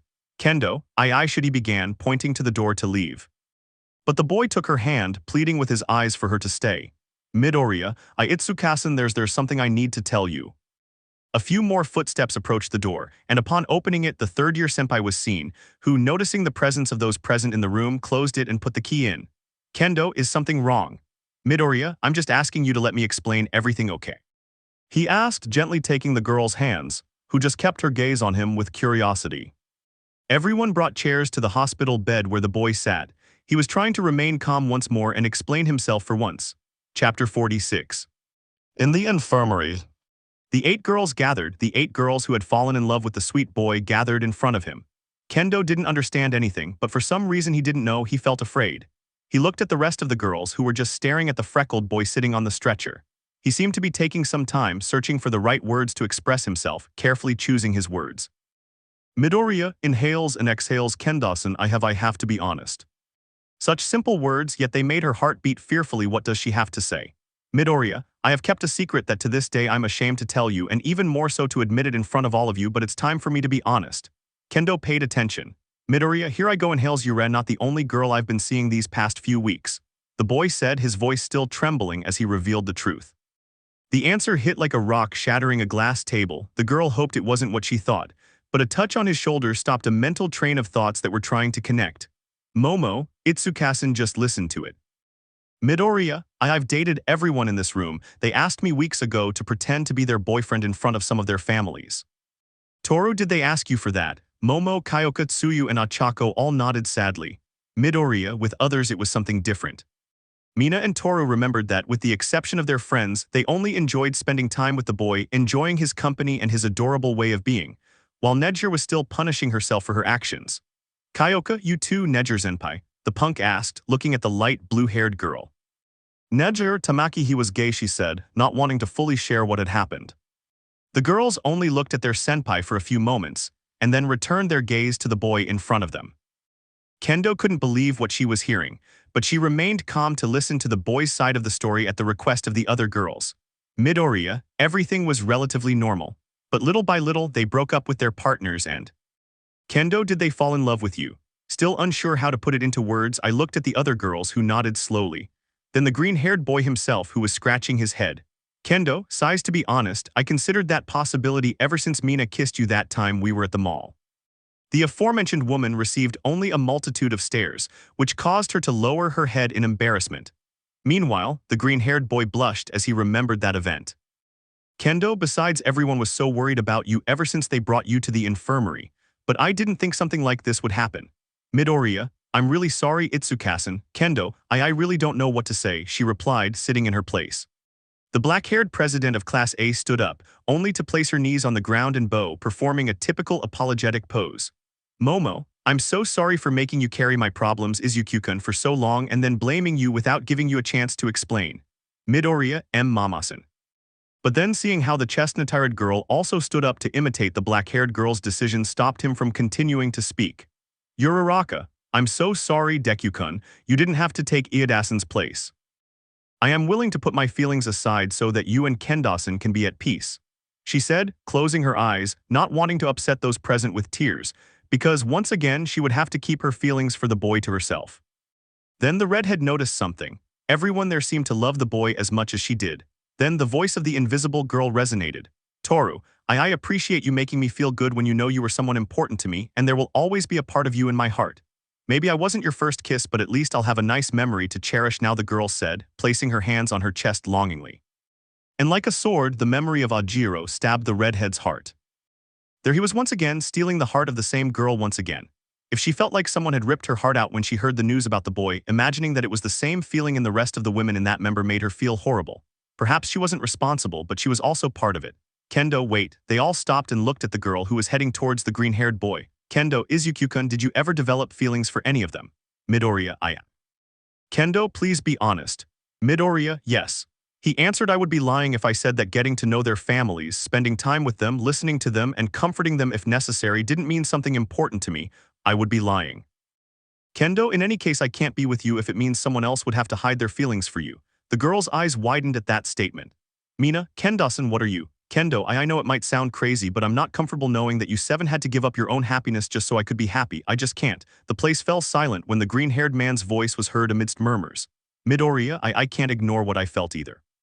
Each of you was important to me, not just as a simple favor. I know that's how it originally was, but over time you became important to me, and it wouldn't be right to just leave it like that. I know I wasn't really your boyfriend, but I felt like you truly were my… Kendo heard the boy's sweet words for the first time and didn't blame her friends, because she even felt him getting inside her and gently caressing her heart and soul. But then a word seemed to take shape in his head. Really, her boyfriend. Kendo, what if now all eyes turned to the redhead? There was no need to break any hearts. Doubts began to arise. Midoriya, what are you? Kendo then took one of Izuku's hands and, approaching him, spoke in a calm voice. Kendo, Izuku, would you be willing to accept more than one heart in your life? Then more than one of them understood what the girl meant, including the green-haired boy. Midoriya, I am. Toru, don't worry Izuku, whatever you decide we'll accept it. Kyoka, the only thing that matters now. Tsuyu, it's about you being the one who's happy. Kiro, looking at the other girls, they had a compassionate look on their faces. He felt his heart begin to beat again as if it had remained still all this time. Midoriya, are you sure, even after everything I've done, you guys? He couldn't continue speaking when he was enveloped in a hug, in which all the girls participated, showing their affection for the boy. Mina, SHH, you didn't do anything. Uraraka, calm down. Kyoka, what did I tell you that time, Green? You don't have to deal with everything alone.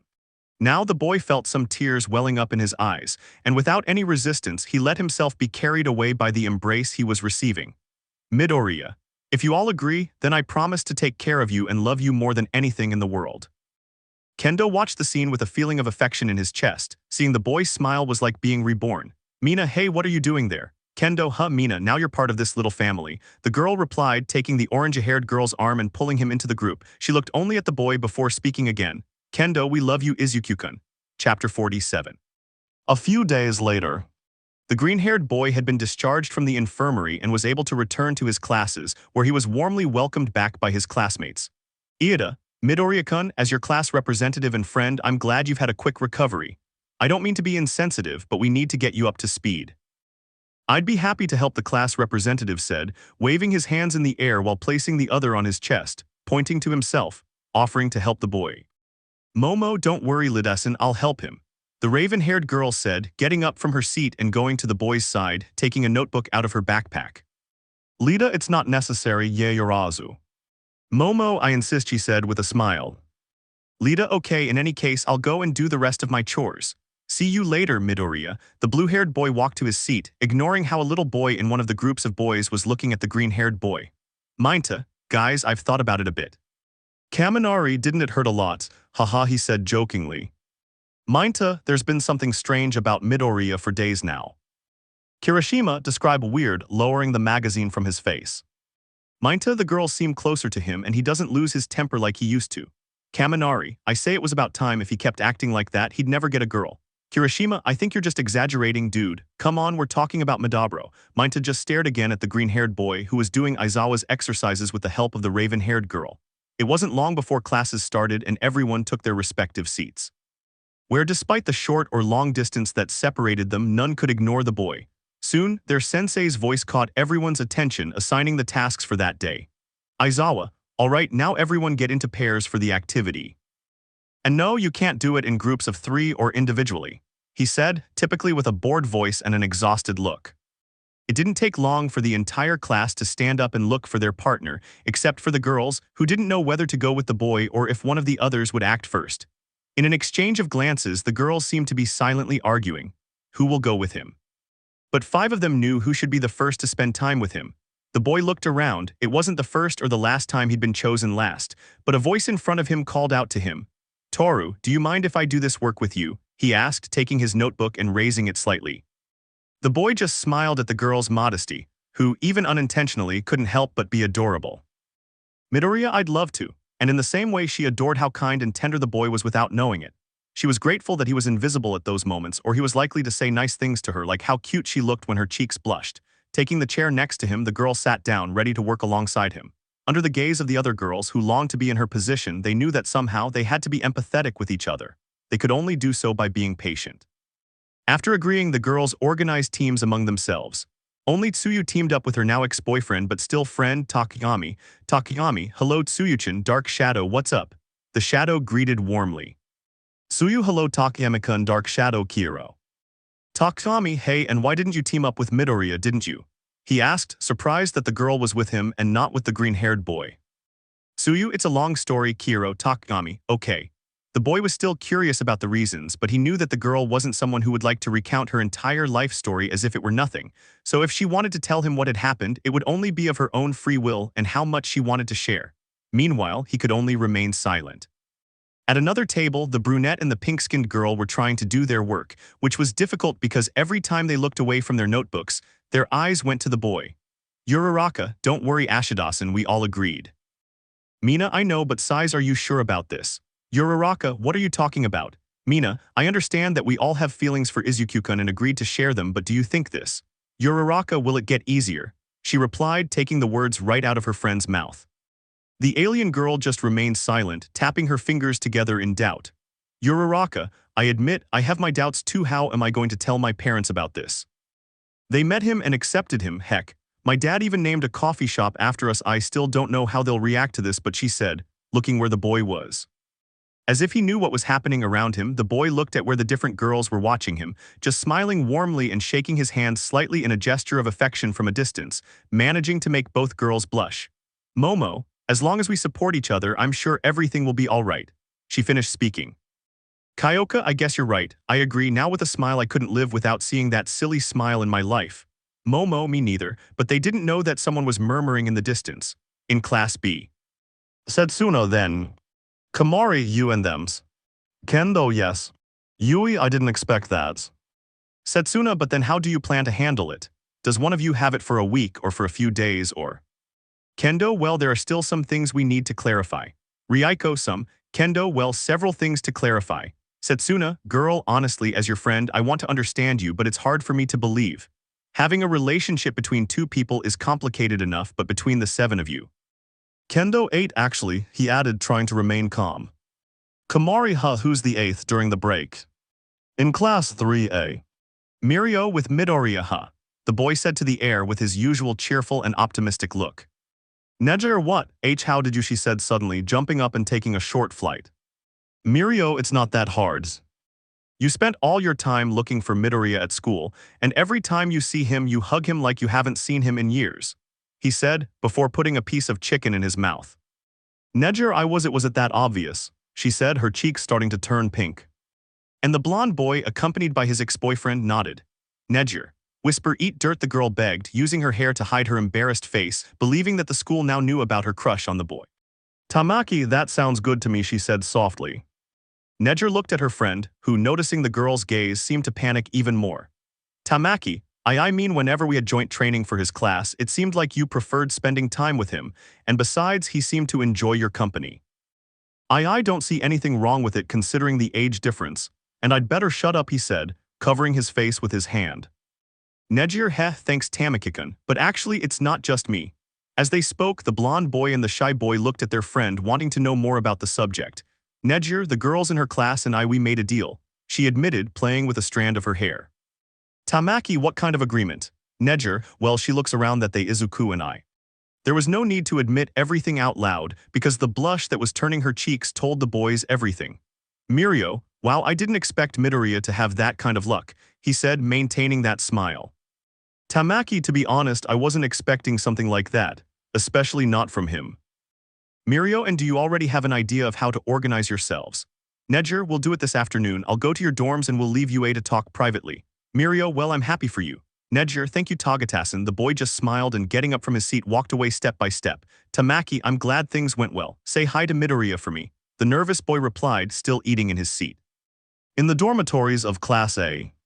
A green-haired boy was going down the stairs, heading to where he would wait for the rest of the girls and then leave to agree on the terms of their relationship. He hadn't expected something like this to happen to him. Was he still in a coma? It was too good a dream to be happening to him. But none of that was true, it was the absolute reality and I was grateful for it. After placing one foot on the last step of the stairs, the boy turned the corner into the entrance of the common room, where upon entering he saw that the class was present. Midoriya, hey guys, happy greeting. Sato, Midoriya, can you come here for a moment? The class baker asked. This surprised the boy, but with no clear reason to refuse, he agreed. Midoriya, what's wrong? Shaoji, well, you see, rumors have started. Aoyama gossip, Sato, about that you have a relationship. The boy remained silent. Midoriya, who says so? That doesn't matter. What matters is that they say they saw you with the girls, on dates. The boy took a while to turn his head when he recognized those voices, but it had to be logical, they were going to find out sooner or later. Midoriya, Kikirishima Kaminari-kun. Kirishima, I thought when Minta said there was something weird about you, he was just exaggerating. Kaminari, dude, why did you do that? You were our bro. The blonde demanded an answer, his face furrowed but not seemingly thinking of hitting him.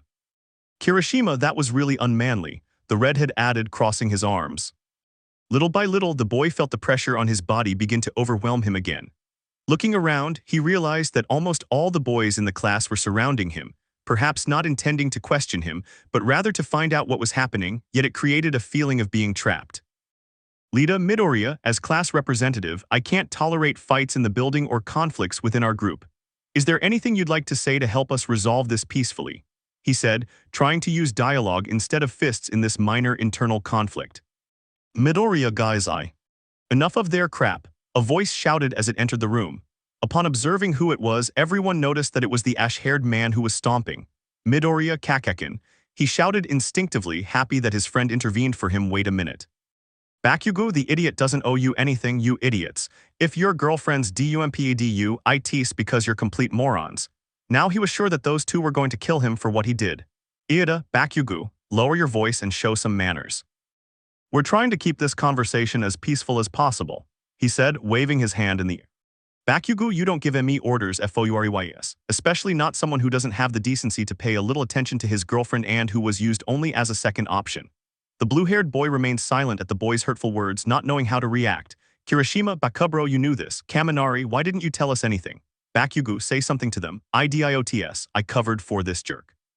I've seen ignorant boyfriends and idiotic boyfriends, but I've never seen two girls doomed to have ignorant and idiotic boyfriends. Seriously, their relationships were bucking MESSED up because of their own fault, and they're still playing the bucking victims.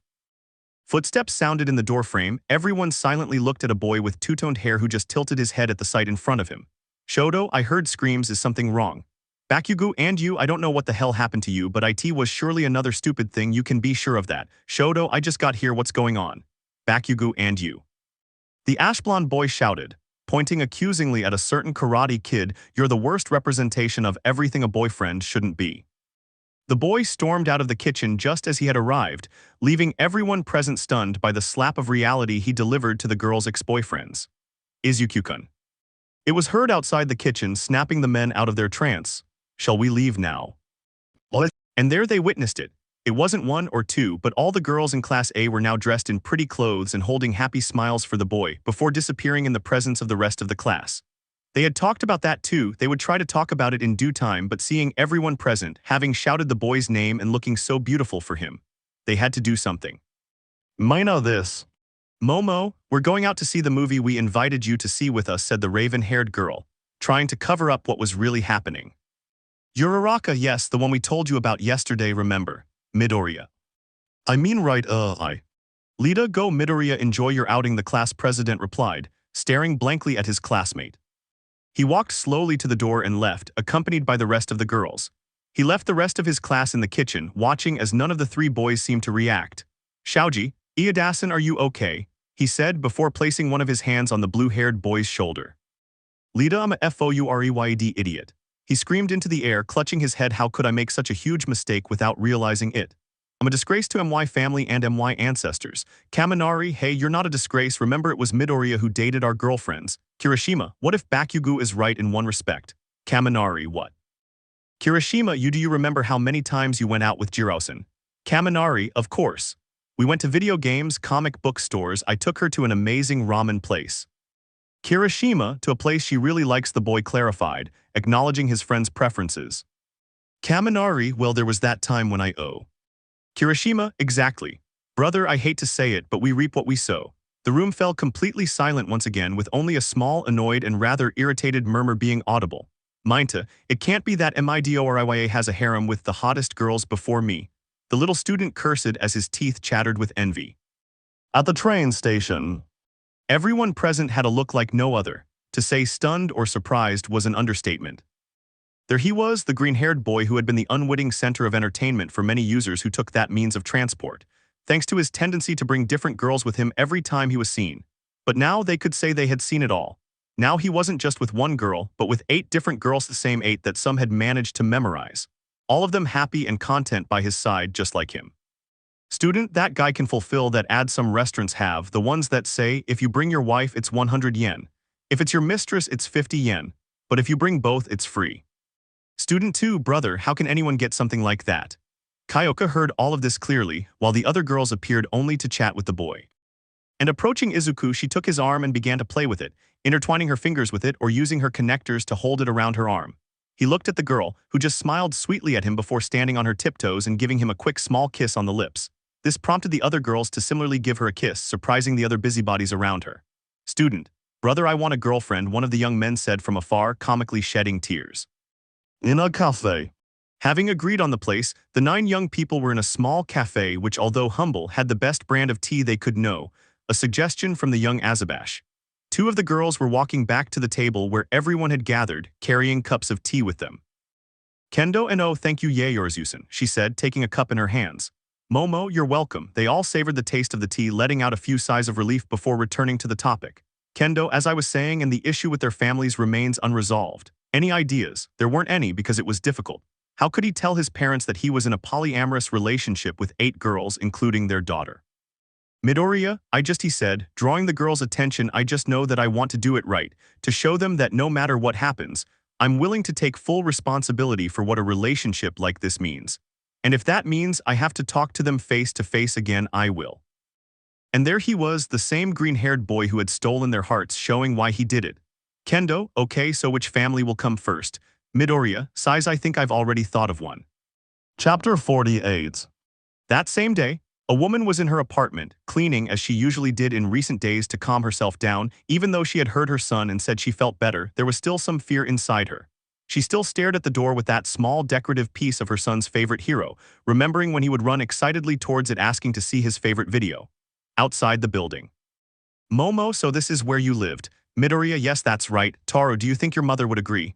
Midoriya, I still don't know. I know she always hoped I'd tell her I like someone, but after what I put her through, I don't know how she'll react. Nejire still remembered the woman's words, still feeling unworthy of them because even though she had been accepted by the boy and the other girls to be part of that relationship, her inner self still did not allow her to enjoy that peace. Kyoka, so what do you plan to do, Green? The punk asked, raising one of her connectors. Midoriya, I need to talk to her first. Could you wait here a little while? Uraraka, of course. The brunette replied on behalf of the group. The boy just smiled and went up the stairs of the building to his home. Standing in front of the door, I could read on a small card the last name of the person who lived there. I just took a deep breath and with a trembling hand knocked carefully on the door a couple of times. Just a moment, please. I listened from inside. With each footstep he heard from the other side of the door, the boy felt his chest throb harder, fearful of what was to come. When it opened, he could see how his mother's face took the time to observe her son. Midoriya, hello, Mom. As if years had passed since she last saw him, the woman hugged the boy in full view of the girls who were watching from the parking lot. Kendo, they're identical, he added humorously. Nejire, yes, they are. Uraraka, Nejire-senpai, did you already know her? She asked, hearing that nostalgic tone of voice from her upperclassmen. Nejire, I met her while I was babysitting Midoriya. Tsuyo, he seems nice, in the Midoriya department. The woman was pouring a cup of tea for her son while holding a box of biscuits in her other hand. Once seated, they began to chat, discussing news from home or the boy's condition. Eventually, the conversation turned to what had brought the boy there in the first place. Midoriya, Mom. Inko, is something wrong? Midoriya, there's something I have to tell you, it's about girls. Inko, oh darling, she said with a sad look, believing that everything had finally ended badly for her son. I'm sorry, darling, it must be. Midoriya, no, it's not what you think. Everything went well, in fact. Inko, yes. Midoriya, I was able to talk to them and tell them everything. Inko just watched as her son seemed to get nervous. It was something simple. He tapped his shoe on the ground several times, played with his fingers in search of control over his words, and his gaze seemed to hesitate. Midoriya, but when we were talking, they confessed their feelings to me again. Inko, oh, she said simply, intrigued by what her son was saying, all of them. And the boy nodded. Inko, and how did the rest of them take it? Midoriya, they were all willing to put aside their feelings to make one of them happy. The woman looked at her little boy. He seemed nostalgic as she told him all this. Midoriya, but she objected to that. She said she couldn't live peacefully knowing that more people had to bury their feelings. Inko didn't understand where the matter was going, but she didn't want to interrupt the boy. Midoriya, I have to do something. Inko, of course, darling. The boy stood up and left the house. He seemed more like he was talking. The woman still remained in her place because she didn't quite know what to do. Some advice, a chat, listening without saying anything. She felt she had to do something, but her current lack of information made it difficult for her to help. Then I heard footsteps approaching her again, only to see her son looking somewhat reddish. Midoriya, Mom, I want you to meet. That was the last thing the woman heard from her son at that moment, as she stood before 8 beautiful girls, who, like the boy, had a blush on their faces, adorned with a small smile. Uraraka, hello, the brunette spoke first, waving her hand as her face turned red. Momo, it's a pleasure to meet you, said the raven-haired woman. bowing slightly before the boy's mother didn't know what to do, only able to see the faces of each of the girls who looked back at her with different reactions. Nerves, excitement, fear, until he looked again at that girl who had looked after his son on that occasion. Nejire, it's a pleasure to see you again, Miss Midoriya, she replied with a small smile. So that was all she could say when her son spoke. Midoriya, we made a deal where they and I. The boy found the courage to say out loud, they are my girlfriends, though it was more difficult to admit it no matter how much he wanted to. But she couldn't say anything when she heard a sob. When he looked at his mother, the boy saw that she had both hands covering her mouth, which seemed to hide a smile as well as some tears in her eyes. The woman was surprised, thrilled. She was happy for what she believed it to be. Izuku-kun. She shouted excitedly, realizing what the boy meant, and went to him, giving him a warm hug. I'm so happy for you. There were many times she had worried about her little one, and many times she had been proud of him, but if she had to choose one out of all of them, she was sure that this would be her favorite occasion. But where are my manners? Please sit down, make yourselves comfortable, allow me to get some tea for everyone, she said excitedly, seating each of the young women around the room. The young girls just looked at the woman with tenderness, who quickly went into the kitchen in search of what she had said. Mina, your mom is adorable. Midoriya, thank you. Momo, it seems like he's taking it well. Uraraka, sigh, that's a relief. Kyoka, now I understand why you're so cute. Toru, aw, look, the girl said, drawing everyone's attention as she held up a picture of a young Izuku Midoriya. The girls quickly approached the invisible one, only to react in unison with Zoro. Footsteps could be heard coming from the kitchen, the woman carrying a tray with 8 cups of tea and a small plate with biscuits. Oh, I see you found that photograph, she said aloud, revealing a smile. It was Izuku's first jumpsuit. He loved wearing it whenever he could, and he even got sad when I asked him to take it off to wash it. Tsuyu, it seems you've adored him since you were little. Izuku-kun Kiro. Midoriya, yais, he answered, scratching the back of his neck. After the woman handed a cup to each of the young women, she sat down and took a sip from her cup when a question planted a seed in her mind. But what have their families said about it? Midoriya, well, I felt it was something I should tell you first. Momo, either way, we have a plan to tell each of our parents. Izuku, she said, changing her attitude a little, becoming somewhat more serious, something that both the boy and the other girls noticed. I support your decision, but what happens if, unfortunately, one of your families opposes your decision? The room fell silent. They hadn't considered that. This made the sadness on the women's faces easily noticeable. Midoriya, if that happens, the boy whispered, before standing up and attracting the girls' attention, if your families don't accept me, I'll find a way to make them. I might sound childish, but I want you to be happy, and I'll do everything I can to make it happen. Once again, there he was, that determination that captivated more than one, the sincerity of his words, how he found a way to overcome adversity. Smiled, for she had raised a good boy. During the following days, Izuku had been going to the different girls' houses accompanied by the girls themselves. It was a challenge then to see the smiles of the girls' parents, how they received him so cheerfully and interacted with him, recognizing him as part of that family. Once in the room, the boy took a seat next to the girl just to clear his throat and begin. Midoriya, I thank you for receiving me with such short notice. Mr. Yaoyorozu, no problem, the man replied happily on that occasion. Kyotoku, we're glad to see you, I replied. And the thing is, every time he went to make that confession in each home, the boy felt like he was repeating a loop, that although he knew certain answers and some reactions, he was terrified of hearing that denial from the parents. Midoriya, I have to confess something. Quickly, in fractions of a second, the smiles and warmth of the parents diminished, leaving a doubt in them. Mr. Gamba, is something wrong? Midoriya, there's something I haven't told you all, and I feel like it's time to tell you. Inhales and exhales, your daughter isn't the only girl I've dated. The parents' expressions suggested they were quickly seeking an explanation, which was provided by their respective daughter. Uraraka, no, and we've reached an agreement. Midoriya, likewise, I promise to take care of each and every one of them. Mr. Uraraka, young man, I trust what you say. You've proven yourself to be a good person, but are you aware of what you're doing? Achako's father replied. Kyotoku, I absolutely refuse. Kyoka's father declared this is simply not morally right. Mrs. Gamba, honey, what are you saying? Mr. Gamba, I don't know, it's too much responsibility. Midoriya, I understand you're worried, but I promise I'll do my best. Mrs. Yaoyorozu, Sai's daughter, are you sure about this? Momo, there. Mika, Sai, okay. Kyotoku, what, Mika, are you serious? Mika, it's Kyoka's decision, and you know she's almost as stubborn as you are. Kyoka, hey.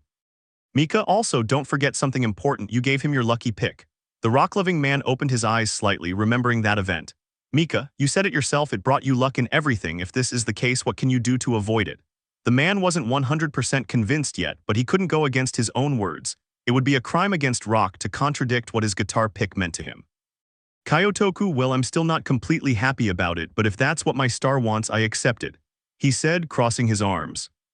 Mr. Yaoyorozu, come here, boy, he said, asking the boy to get up from his seat at the same time as he did, as he walked back to his office, away from the women's gaze. Upon entering, the man took something from a shelf while turning towards him.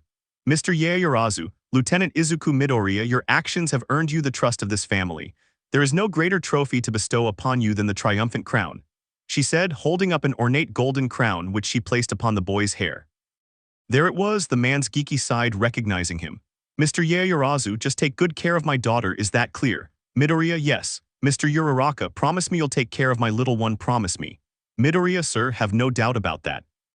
And with a handshake, the boy said goodbye to the man, the last family he would visit during that time. Days later. After the green-haired boy went to each family and revealed the truth about his current polyamorous relationship, the young people decided to go to the amusement park. Well, they wanted to pass the time and at least consider how they would visit the other girls. Kendo, my parents usually go out from time to time, dad has a dojo and mom usually works at a motorcycle dealership. Toru, wow, that sounds great. Mina, what about your parents, Nejire-senpai? Nejire, well, she said, placing her finger on her chin, they usually work at the office and are almost never home. But I can ask them for a day to meet Izuku-kun. Mina, hee, I just hope my family doesn't go overboard with Izuku-kun, I say jokingly. Meanwhile, the green-haired boy gazed into the distance while waiting for some sweets at a nearby stall, watching the girls, who were handing out small gifts they had obtained just for fun. Saleswoman, here you go. Midoriya, oh sure. In one swift motion, the boy reached into his pocket where he felt something strange.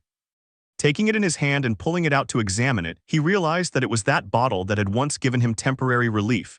He had forgotten that he never removed it from its place, something curious. He shook it, managing to hear that it still had some of the contents inside. After paying, the boy headed back to the girls, wondering what he should do keep them. Upon looking up and seeing the girls taking some photographs, the boy no longer doubted, for he knew he had the correct answer. I walked over to a trash can and threw the jar in it just to walk away while cleaning my hands and letting out a soft sigh. Uraraka, Deku-kun, the brunette called out while waving her hand. Toru, come on, let's all take a picture. Midoriya, oh right, the boy approached the girls who, upon seeing him close, surrounded him so that he remained in the middle close to all of them. Kendo, okay, on the count of 3, everyone say cheese. Mine 1. Toru 2. Nejire 3. Everyone cheese. Let me know in the comments below if you guys want the next part. Also check out my other video that has been shown and left. Thank you for watching. If you enjoyed this video, please like and share this video. And have a fantastic day. Bye.